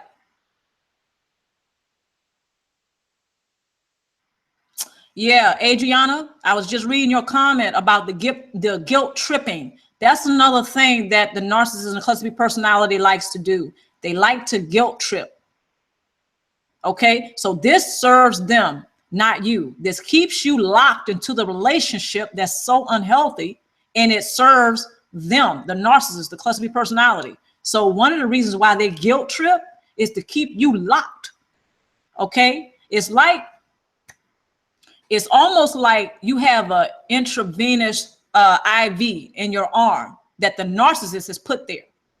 If you don't take that intravenous drug out, the needle out, you stay locked, you stay hooked to that narcissist. So that's where the guilt tripping come in. The guilt trip is the intravenous IV. You know, think of it dripping. You know, the guilt tripping, the dripping. All right. So you're still locked. So as long as you feel guilty, the narcissist can continue to feed off of you. So, you know, you want to remove that that intravenous drug. You want to remove that. You want to take it out of your arm. Okay. And another reason why some people are so addicted to the relationship with the narc is that the guilt tripping. That helps them stay addicted because they feel like they have to take care of the narcissist. They feel guilty. Oh, I got to take care of the narcissist. They're elderly. They're up in age. They don't have any money. They seem helpless or whatever. It's all staged. It's all an act. It's all a guilt tripping to keep you hooked, to keep you in the relationship that's so unhealthy for you. Yeah, so the guilt tripping is another thing that they do. But remember when I was talking about the divide and conquer? The guilt tripping is very destructive, just like the divide and conquer. But the divide and conquer is another beast. It's on a higher level.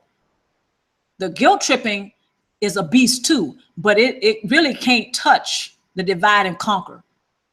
Okay, so yeah. Oh, we have another question. Okay, six-figure mommy. Does the narcissist utilize sex as a weapon? And are they naturally promiscuous? The answer to the first part of the question is yes, they do use sex as a drug. Pardon me. The person that has sex with the narcissist can be like, they can feel like they on drugs. But the narcissist does use sex as a weapon. So the first part of the question, the answer is yes. The latter part of the question is no. Naturally, the narcissist and the cluster B personality is not promiscuous. They don't practice promiscuity. They're not promiscuous naturally. Let me explain that. It's when they become promiscuous, when the cluster B personality or a narcissist is promiscuous, because they use sex as a drug, it is not as a weapon. It is not natural. Remember when I was saying how they like to pervert anything that we find sacred? One of the ways they get off is that they like to pervert anything or anyone that we find sacred or wholesome or good. Sex is good. I don't know about y'all, but I think it is. So when the cluster B personality uses sex as a weapon, when they are promiscuous, that is a part of that, them not being, it's not natural. Okay, that's part of the weapon. They are perverting sex or the usage of sex or the enjoyment of sex. So naturally, they're not promiscuous. It's an acting out of possible trauma has had. The cluster B personality and the narcissist, they have detached from that part of themselves that is most conscious, meaning they turn off that part of themselves that make them more human. So when they're having sex with somebody, they use sex as a drug, and when they are promiscuous, that is the result of them reenacting past trauma, past abuse, past wounds, past pain that they have detached and cut off from. Hope that makes sense. So naturally, no, they're not promiscuous. It's a result of them reenacting, or their trauma or their pain, that part of themselves that they deny, they don't want to talk about. It's very painful. But absolutely, a lot of narcissists and cluster B personality, even the females, they will use sex as a drug. Yeah. And, I don't expect everyone to take my word for everything. Please do your research. I've done some research, okay, and I'm continuing to do research on a lot of this stuff. This is part of my support base. So even doing research is a part of a person's support base, becoming more knowledgeable about what has vexed him or her, what has troubled you in the past. How were you abused? Was it sexually? Do some research on it. Become more knowledgeable about it. Okay? This is part of the support base. If you go to church, great. Go to church. That's part of the support base. This also helps you to interact with other people that you resonate with, which can also help you to expand your support base. Okay? So, it's just something that it doesn't happen overnight. You have to be willing to take small baby steps in order to work your support base. It doesn't come all together in one finger snap. You just have to commit to yourself. You have to dedicate to a healthier lifestyle, thriving forward. Commit to that. Dedicate yourself to that. Invest in yourself for a change. Because a lot of us who have this type of background that we're talking about, we've been traumatized. Okay, this is something it's serious. And sometimes I don't like to dwell on that, because it's heartbreaking. But the effects of childhood trauma ain't no joke. It isn't. So when people start to work their support base, I always give that a thumbs up, because I know this is how they are reclaiming their life. They're snatching their life back from the narcissist and the cluster B personality. And to me, that's a beautiful thing. It's a beautiful thing.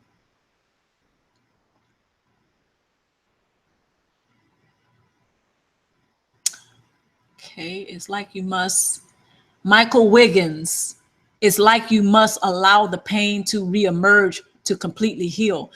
Michael, like I was saying before,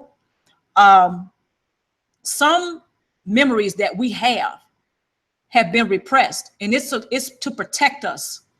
So I wouldn't advise opening up that door. So when we reemerge, before we reemerge and we have to dive deep and look at some dark places, yeah, we still have to be kind of careful and take baby steps.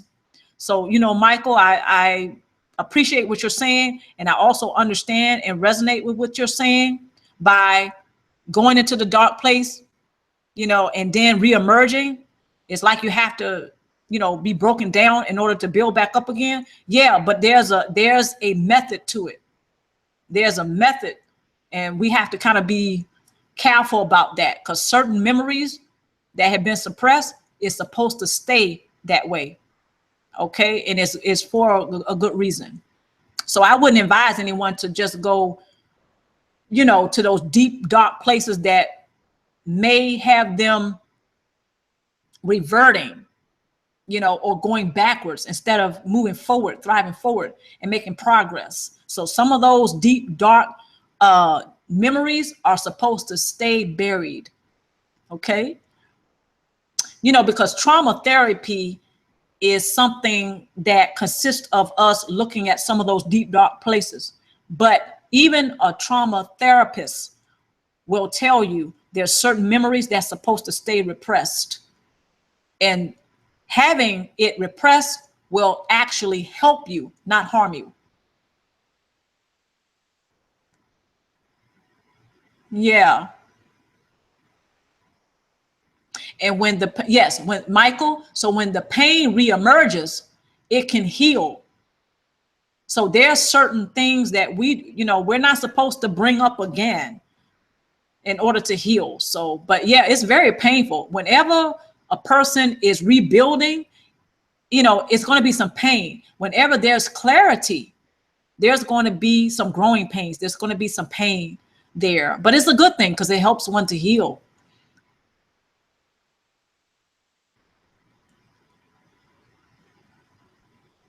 Six-figure mommy. How do you attract people that are not like the Narc family and trust them? It's a process. Great question, six-figure mommy. However, it is a process. Remember I was talking about those baby steps? We got to take baby steps, and we have to make sure that we have a relationship with ourselves. Okay? So that's one of the most important relationships we'll ever have in our lives, is the one with ourselves. This is one way we can learn how to trust ourselves again, and we can keep those people. It's not like we have to fight everybody that comes into our lives, but we will have an excellent radar for those who don't demonstrate that they are trustworthy, because people will tell you who they are. Okay, so we will have an excellent radar and how to detect who is trustworthy and who isn't, simply because they've demonstrated it. So six-figure mommy, that is one way that we can learn how to trust others, and the ones who are not trustworthy, to give them the no access card. Okay. They get none here. They don't have access to your life, because your radar is fine-tuned. It's excellent. It always has been. But when you was dealing with the cluster B personality in your childhood, and I don't know, maybe they were in your life, they were grooming you to behave codependently or whatnot.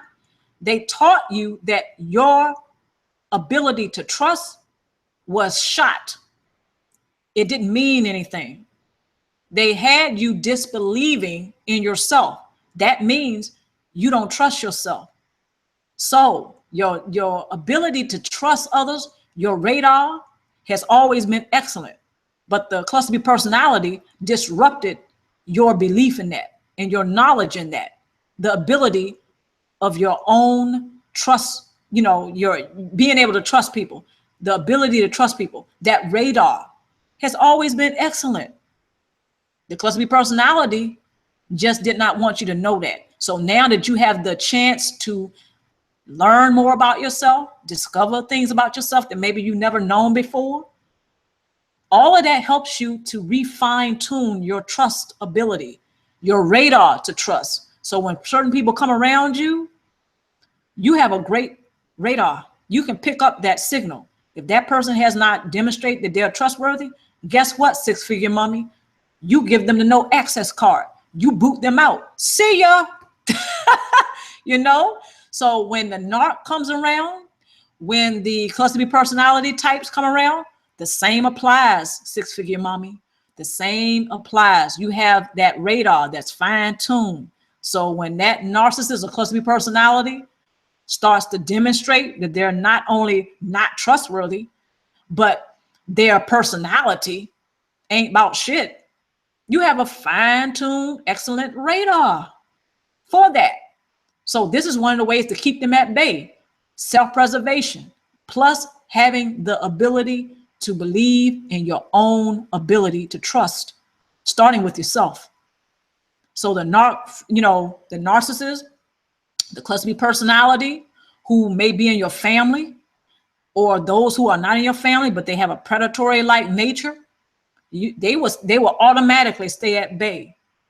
See, your ability to trust yourself, to self-preservate, okay, to trust, your ability to trust others, to take care of yourself, all these things, see, that is like kryptonite to the narcissist.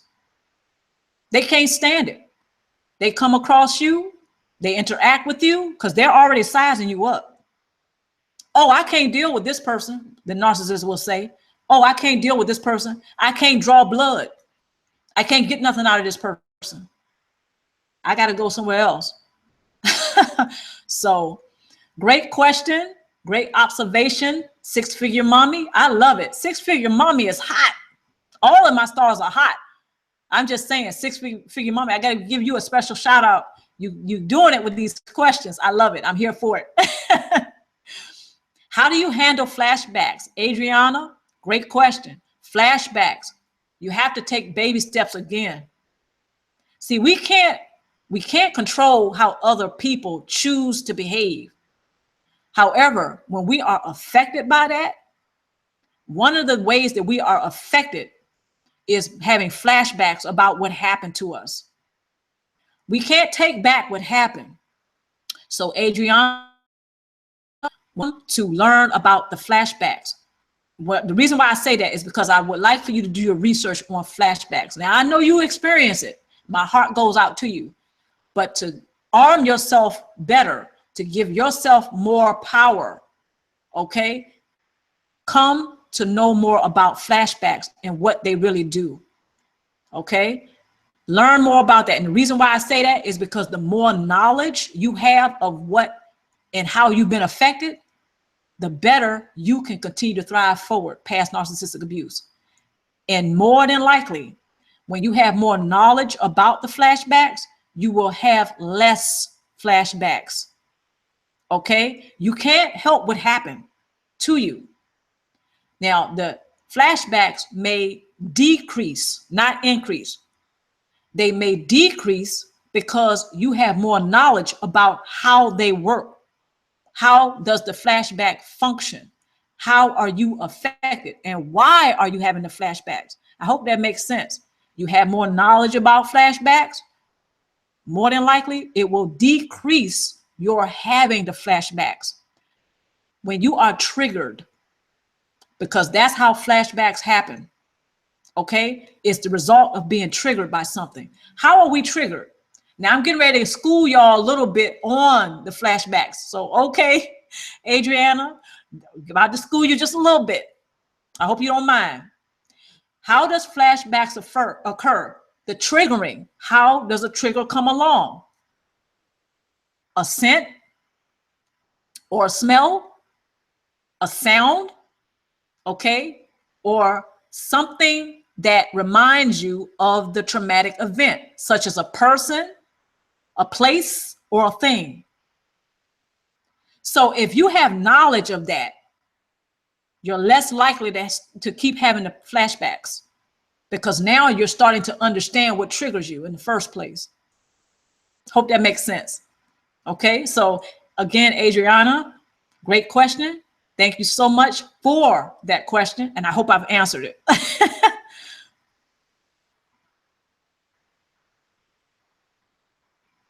Okay, yeah, I'm reading your comments.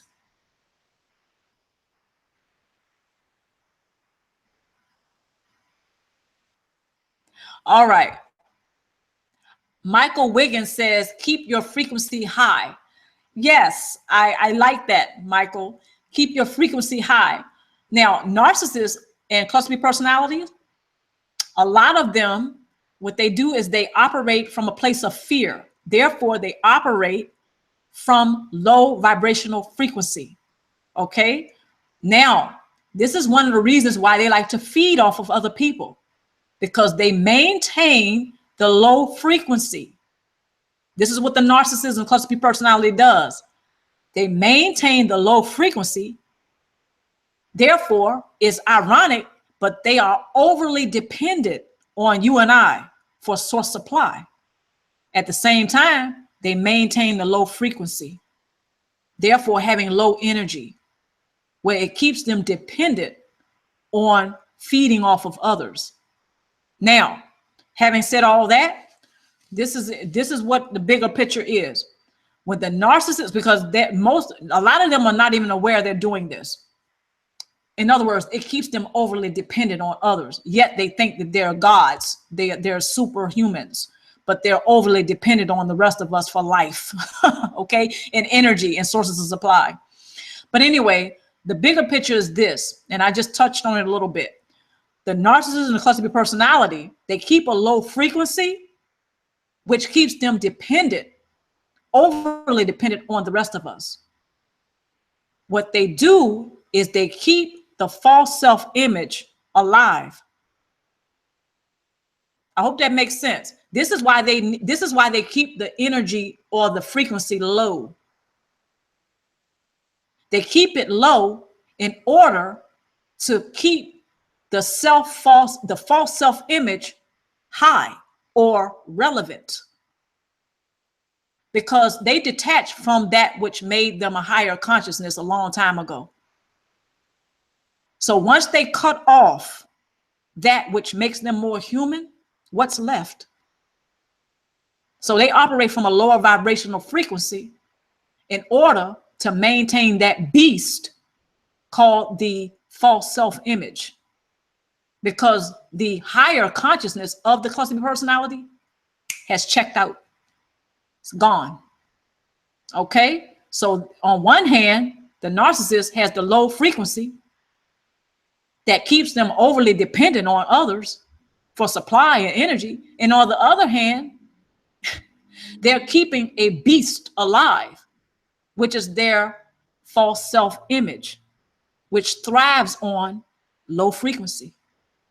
Hope that makes sense. It's fascinating, but yeah.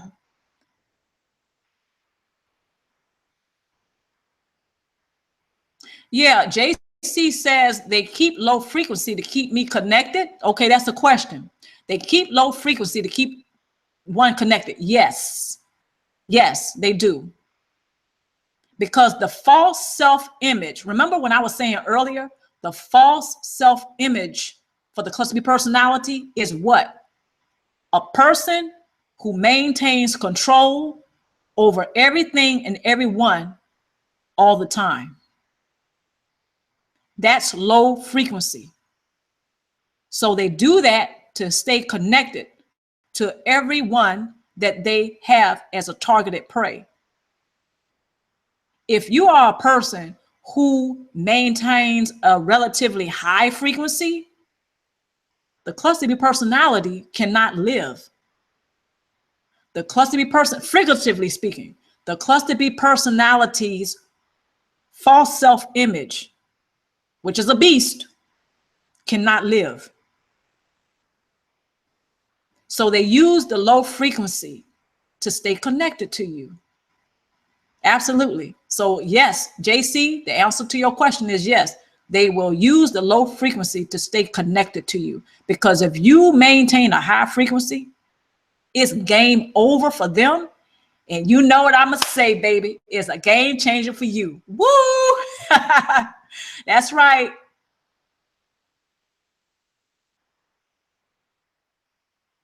Okay, Rebel Juice Tis. So as you say, nobody understands me, but I got support base. Even if I don't take care of myself, I got good base. Blah, blah, blah, blah, blah, blah, blah. Okay, so Rebel, again, Rebel Juice Tis. All right. You have a support base. I think I understand what you're saying. You have a support base and you're doing what you can for yourself, which, yes, that's a great support base. See, support base doesn't mean necessarily that you're only going to a counselor or that you're going to a counselor at all. Now, I'm not against going to a counselor or to a clergyman or to a therapist. I'm not against that. What I'm saying is it's not the only aspect to your support base. So if you are maintaining your health by putting on the coconut oil or doing your juices and your smoothies and stuff like this, that's a great thing. That's part of your support base. It's not just going to a doctor or a counselor, but I'm not against that either. Okay, so even if somebody around you doesn't understand what you're doing, you know what, Rebel? It's okay. It's your life. It's not theirs. You pick and choose how you contribute to other people's lives. You pick and choose what you contribute to other people's lives and be responsible for it. You know, you're doing all that. You're doing it well. However, nobody has to, I mean, where is it written that somebody else has to understand? They don't have to understand you. You know what you went through. You know how you were affected. You're honoring yourself. You honor your life. And I just want to suggest, Rebel, not to do it apologetically. You don't have to apologize. Nobody has to understand what you're doing. As long as you are thriving forward, that's what counts. That's what counts.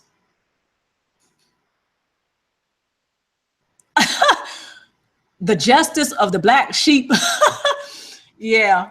Okay. I kind of missed what y'all, but self-care, self-love. I know what to do, but don't do it. Self-sabotage. Yeah. Okay, Rebel. Well, self-sabotage.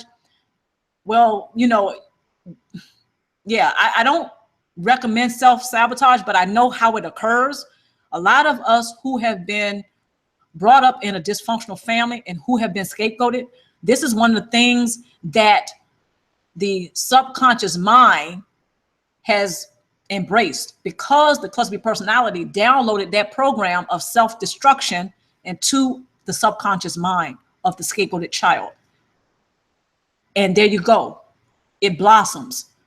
This is how the person behaves, self-destructively, because it was started, that plant, that seed of that plant was started when they were children. So now they acted out as an adult. So right now, that adult, they have to, in their support base, they have to learn how to turn that off or destroy it. Don't destroy the self, destroy that. Destroy the program that was downloaded in the subconscious mind to get him or her to self-destruct. Not an easy task, not an easy feat, but it is possible. Once we learn how the subconscious mind works, it is game over for the narcissist and a game changer for you. Okay, it really is, because you can fine tune, you can teach yourself how to have your subconscious mind function even better. See, the subconscious mind is not the enemy. The program that was downloaded into it may be the enemy. So the good thing about the subconscious mind, I mean, the subconscious mind is awesome. It serves a purpose. Okay, so we don't want to destroy that. We want to keep that. Just like the ego serves a purpose. It's awesome. Okay, nothing wrong with the ego.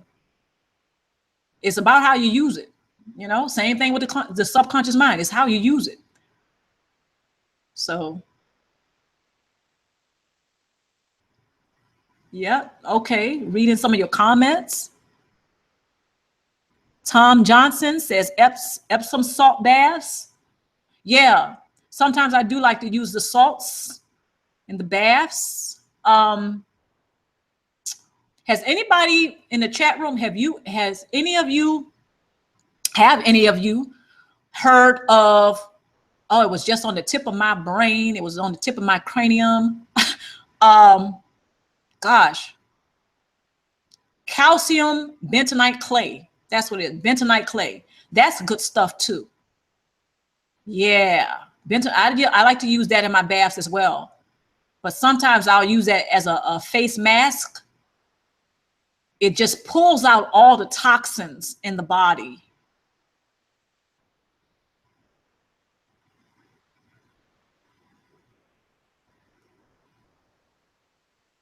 Okay, Rebel Justice.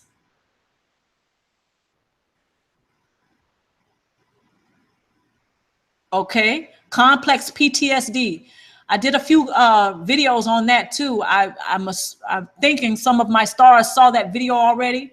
Complex PTSD. Now, taking nice baths, you know, spa baths is very good to calm down the nerves and to reduce anxiety. It's very good for that.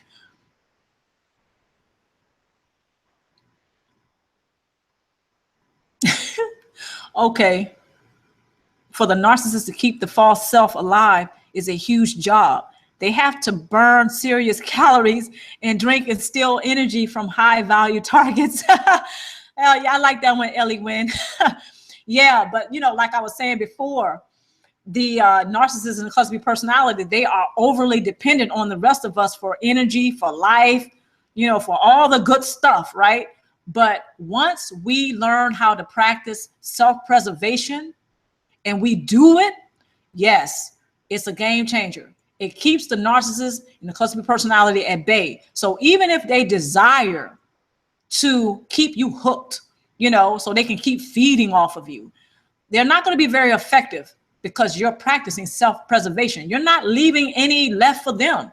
You are building up your own strength, your own energy body, your own spirit, your own mind.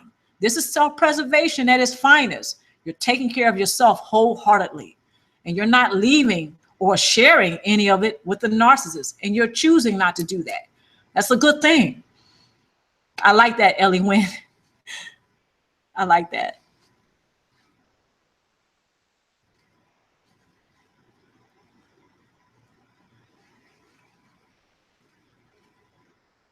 Ellie Wynn, they are control freaks. Yeah, they are. They are control freaks. Ellie Wynn, you're right. They're control freaks because they are pathologically out of their control. Yes. Rebel Justice, shout out to Luminousz Ztarr. You make me laugh. I'm glad I make you laugh. Thank you.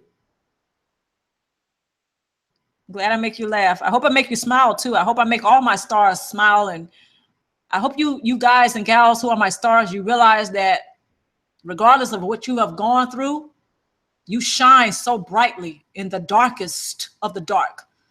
You know, whatever you've gone through, you know, one of the things that my stars continue to do, and I encourage you guys and girls to continue to do, is to shine regardless of what darkness you may be in. Okay, just keep shining. And some of the most deepest, darkest periods that I can think of in my life right now, I realize, stars, that was one of the opportunities, actually the many opportunities that I had to illuminate from within, just like a luminous star. Regardless of the darkness that you're in, you continue to illuminate.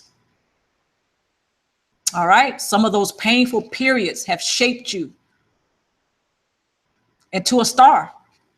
Okay. So there you go. Luminous Ztarr. This is one of the reasons why I named my channel that. That's actually one of the main reasons why I named my channel that. Because regardless of all the hell, the darkness, the deepest, darkest periods, hellish periods of my life, yeah, I shined. I illuminated like a star. And I am a star in my own right, regardless of my trauma, my issues, my challenges. Okay. And I wish all of my stars the same thing. Hope you guys realize how much you really are special. Okay. I hope you guys realize that.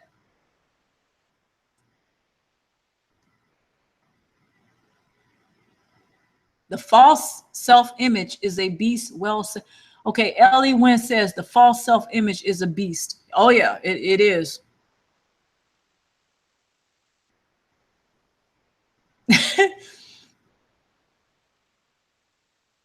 Yeah. Yeah. So you have to go ahead and make sure that you are okay. It's not about the narcissist anymore. See, one of the things that the narcissist and the cluster B personality likes to do is to have you focused on that which causes you or influences you to have pain and sorrow and anguish. Anything that is grievous to you, the cluster B personality wants you to stay focused on that. Why? Because when you stay focused on that, you're not growing. You're like that hamster running on the hamster wheel. You're not going anywhere. No matter where you may go physically on the planet, no matter how many times you may marry, no matter how many children you may have, no matter how many other relationships you may have, you're not going anywhere. You're stagnant. You're stuck because you stay focused on the past, the traumatic memories. You stay focused on that. Okay. So the narcissist, as long as you stay focused on that, he or she, they can eat, they can feed, they get source supply. Okay, so it's amazing how the narcissist and the cluster B personality, they encourage and they influence other people around him or her to stay focused on anything that keeps them depressed, sad, angry, frustrated. It's amazing how they do that. Yet it's very subtle in how they do it. It's not easily detected. Any prey, any targeted prey of the narcissist, first of all, to the narcissist, is fair game. The narcissist already knows that when they are on the prowl looking for source supply, any one of their bag of tricks, of targets, of traps, they have to have it look very appealing. It has to be attractive. So if you are a targeted prey of the narcissist, and let's just say you like sex, you like a lot of sex, right? Ain't nothing wrong with that. Hey, ain't nothing wrong with it. Okay. Let's just say you are very sexually active. You love sex. You love making love. Ooh la la, all that. Okay. Nothing wrong with that. The narcissist is going to figure that out about you. They're going to use that against you.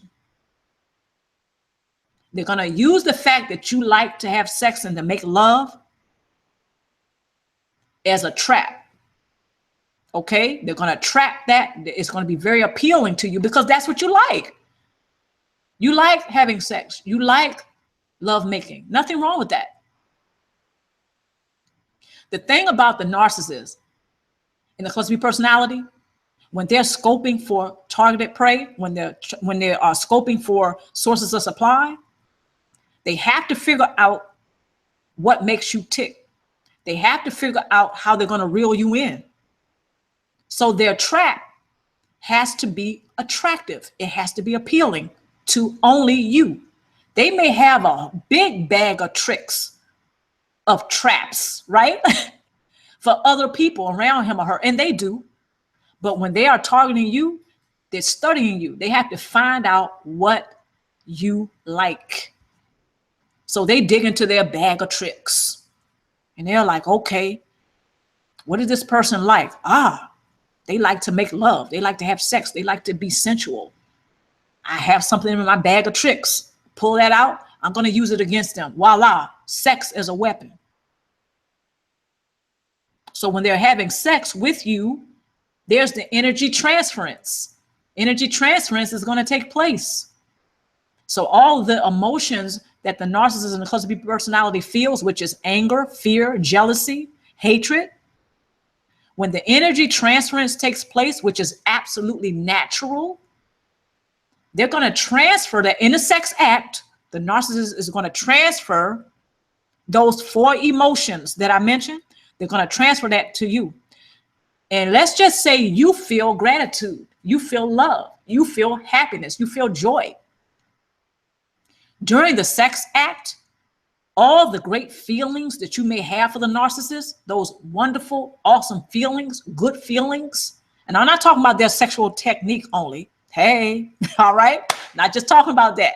I'm saying those good feelings, you may be very attracted to him or her, and you want, you feel like you want to hug them a lot.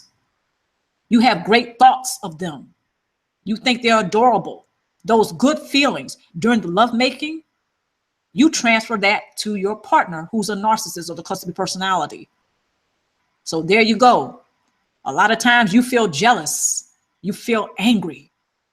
No matter how great the sex was, you feel those same emotions that the narcissist and the cluster B personality feels very often, and they express very often, because during the sex act, the energy transference, which is very natural and will take place. You see what I'm saying? All those good emotions and feelings that you feel for them, him or her, who's a narcissist, you may very much care for them. You may be authentic and genuinely caring and loving them. And they genuinely and authentically are jealous of you. Whoop, switcheroo. So very often, via the sex act, the energy transference, whatever that narcissist authentically and sincerely feels, which is jealousy, hatred, fear, anger, They're going to transfer that to you, and you will begin to express that more often and don't even understand why. Okay? Same thing.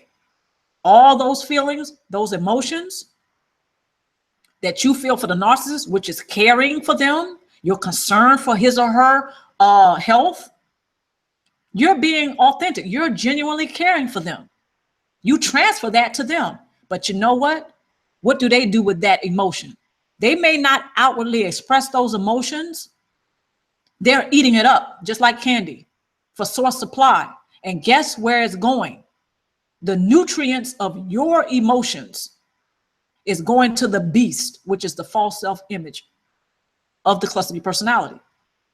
You may be wondering, why don't they express? So if, so you may be saying, well, okay, Luminousz Ztarr, if we're switching the emotions, right? How come they don't express love more often? If I'm genuinely and authentically loving them and caring for them, and I feel this, why don't they express that? Because again, when they eat that up for source supply, it goes to the beast, which is the false self-image. And when they go out and they pray, look for another targeted prey, when they go out for source supply, that's when the love come out, the love bomb. That's when it come out, because they have to have an attractive trap to bring in the next targeted prey. See, they already got you. So all of that love that you express to them, caring for them, talking all sweet to them, being nice to them, actually showing them kindness, you're being genuine. But they eat that up, and it goes to the beast called false self-image. False self-image goes out into the world. They look for another source of supply. Voila, the emotions that you have for them, that's when they express it to somebody else in order to reel them in. I hope that makes sense. Okay, so you may be wondering, well, how come they don't express more joy and happiness? Well, that's why. Because they will go ahead and express that to their new targeted prey or fresh source supply.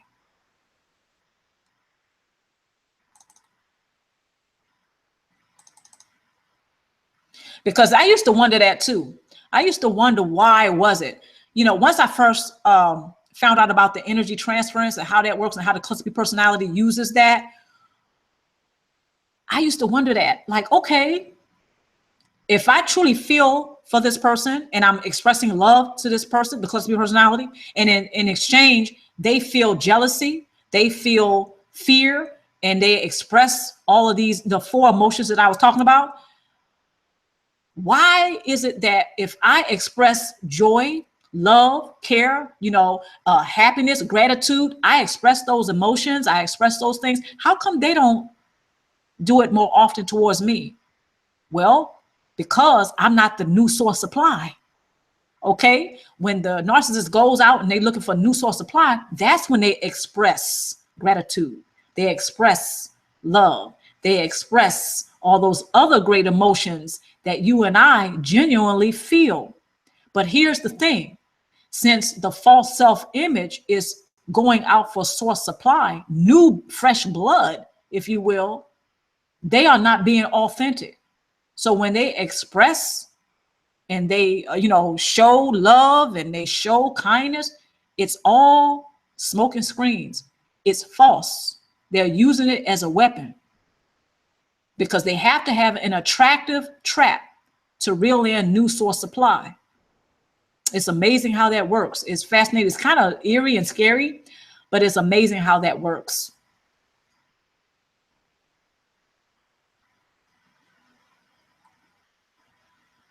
Okay.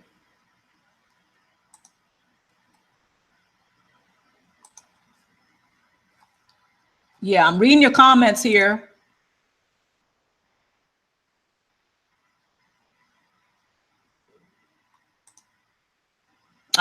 Okay. Let's see here.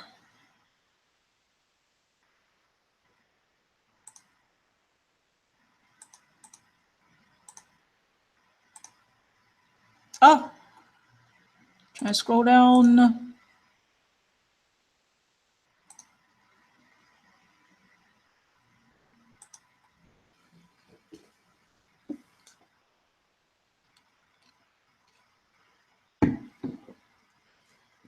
Yeah. Ellie Wynn, destroy the programming, not the people that destroyed you. Well, Ellie Wynn, the thing about that is when the cluster B personality, when they first plant that seed, right? When they plant the seed in the subconscious mind, part of that is to get the scapegoated child to self-destruct. So they haven't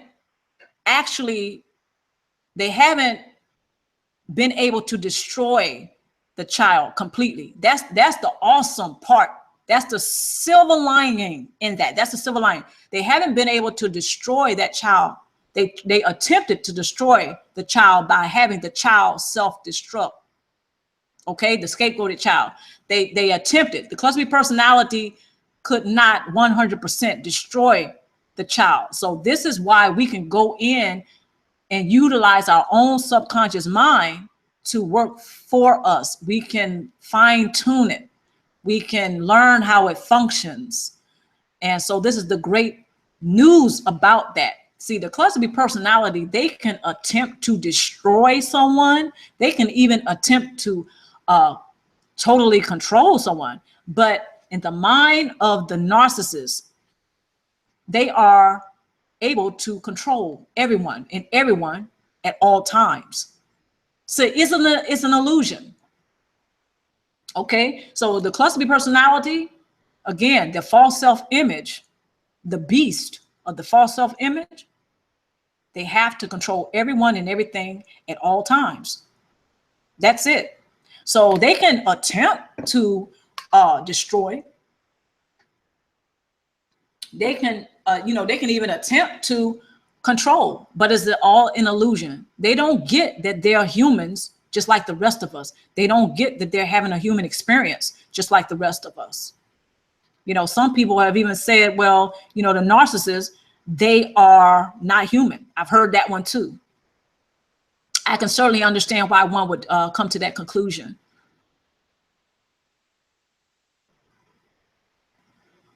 Cocoa covered muscles. Does the cluster B personality and narcissist personality overlap, or are they distinct from one another? Cocoa covered muscles. Welcome, cocoa covered muscles. Nice question. Great question. Does the cluster B personality and narcissist personality overlap, and are they distinct from one another? Okay, now the cluster B personality and the narcissist, they can overlap. Here's the thing. The cluster B personality is not always a full-fledged narcissist. Okay, so the cluster B personality can be one who behaves like a narcissist. Now, the cluster B personality can also be someone who's not a narcissist.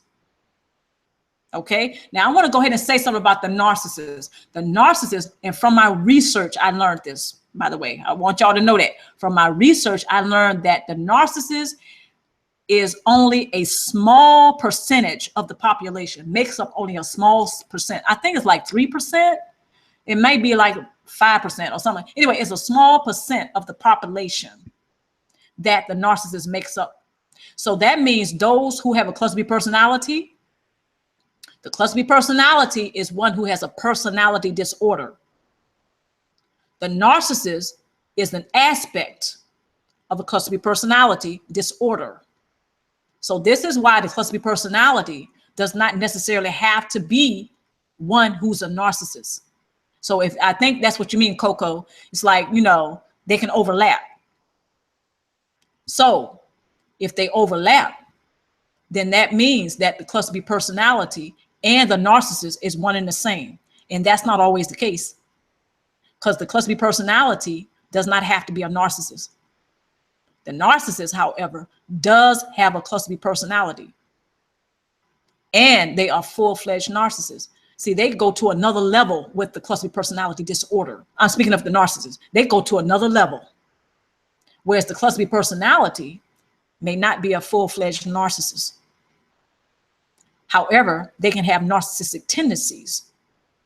Okay, so I hope that makes sense. And if I didn't answer your question, Coco, hit me up on the email. Okay, I hope I answered your question. Now there is a difference. There is a difference. The cluster B personality, again, and the narcissist, if they overlap, that means they're one and the same.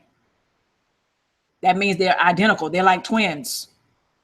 Cluster B personality is not someone who's necessarily a narcissist.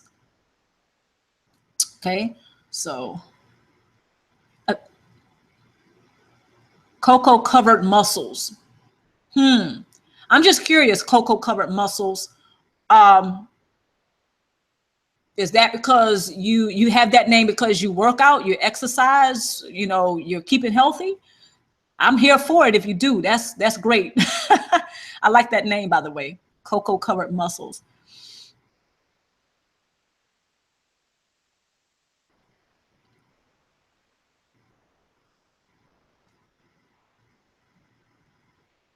Okay. All right. I'm for that. You know, I just recently went back, Coco, I just went back to the gym 2 weeks ago, and I had to renew my membership. So I used to go to the gym like 3 days out of the week.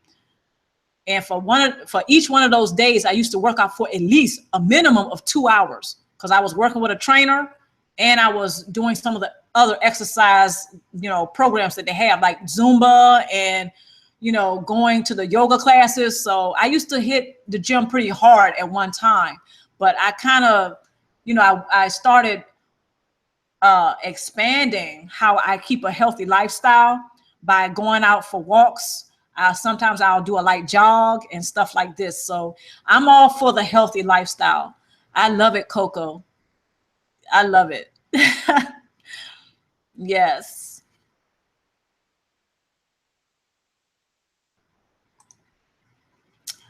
Okay, I'm getting ready to go ahead, and I know, guys, I'm going to go ahead and wrap up the live stream. I'm so glad that you guys and gals, my stars, you joined me today. This was so fun. And I am going to try, okay? I'm going to try to do another live stream for you pretty soon here. And the next time I may go ahead and announce. I might announce it, but I did this one off the fly because, as I said, I had a little time this morning, and you know, I haven't done a live stream in a while. So the next one, I'm gonna go ahead and try to go ahead and announce it, okay? And I probably pick another time to do it, and maybe not do it so early in the day.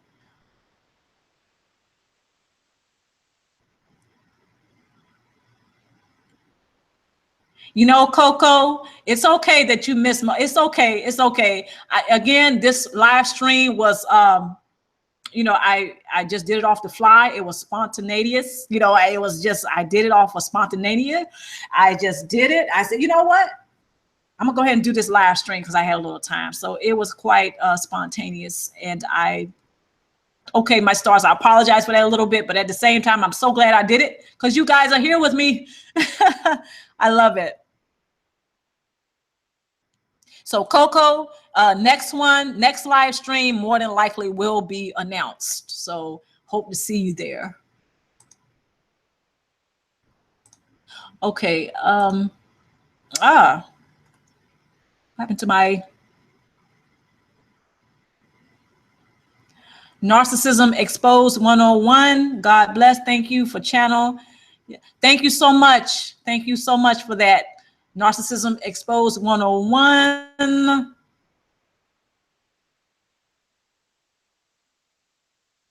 And welcome to the live stream. I know some of you are probably just coming on. Ay, ay, ay, ay, ay.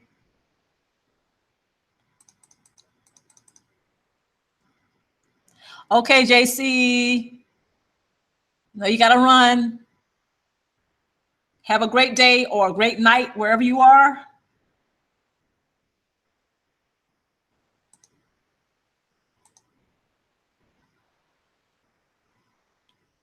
Okay.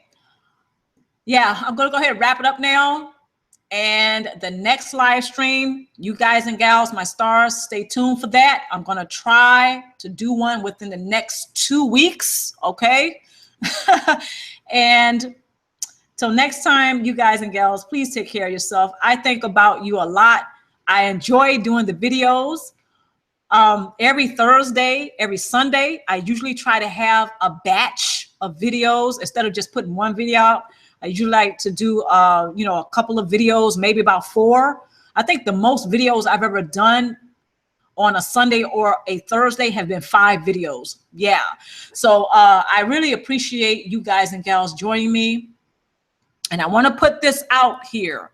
And I'm not trying to, you know, say all of you have to donate, but I do have a PayPal account, and I certainly appreciate any of your donations. Every little penny helps. I am thinking about taking this channel to a next level. There are some things that I have as ideas, such as interviewing other people who have a similar background as we do. I want to take my camera and I want to start interviewing people. That's one of the ideas that I have in mind for this channel. So every donation, every penny helps. I have a camera, but I'm going to eventually need a new camera. I'm probably going to need more equipment. So I do have a PayPal account, and the link is in the description box below. Actually, in most of my videos, I have my link to my PayPal account available. So again, every penny helps. Every donation is very well appreciated. And I just want to say, I'm so glad that you all found my channel too. And it's for several reasons. One is because I realize there are other people on the planet that I resonate with and that absolutely get some of my past experiences. Okay? I love it. When people resonate with each other, it's a beautiful thing. When we grow up and we are taught that there's something wrong with us, you know, when some people are taught that and they grow up with that, and that's the program that's running, is very disheartening. It's very discouraging from one to reach out and resonate with other people. Let me fix that. They resonate with other people, but they just don't know it because they isolate. They spend a lot of time alone. I used to be one of those people. Okay, so I just want to encourage all of you, my stars especially, to go ahead and embrace yourself. Okay, because you are a star within your own right. All right, you know, it doesn't help to isolate. I certainly get how a person may become familiar with isolating and, you know, being alone. They're familiar with that. But I want to encourage you all to break that cycle today or tonight, wherever you are. Take small baby steps. I cannot tell you exactly what you need to do that. There is no magic formula. There is no secret. Okay, there's no secret formula. I did a video on that recently. There's no quick fixes. Okay, it really isn't. We just have to take the baby steps and learn how to embrace the self. Okay, so I really encourage that. Having said all that, I wish you guys and gals the best. And until next time, take care. All right. I love this. Oh, okay. What time zone am I in? Courtney P wants to know what time zone I'm in. I'm on the Eastern Coast time zone in the US.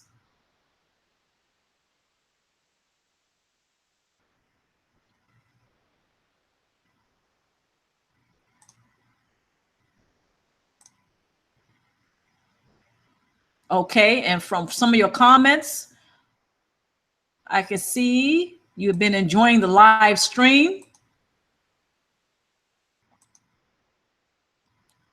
And you have found this channel, Luminousz Ztarr, very helpful in your thriving forward. I'm here for it. I love that.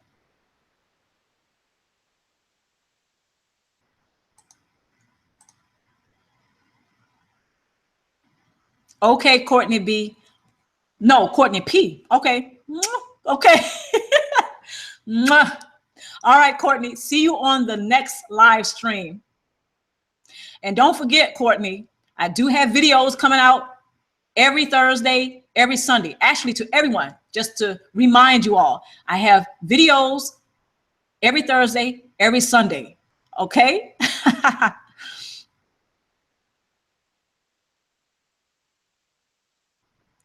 All right. To everyone, I got to go now. I'm a little hungry. I got to eat. All right. Y'all take care. And don't forget, if you have questions, hit me up on my email.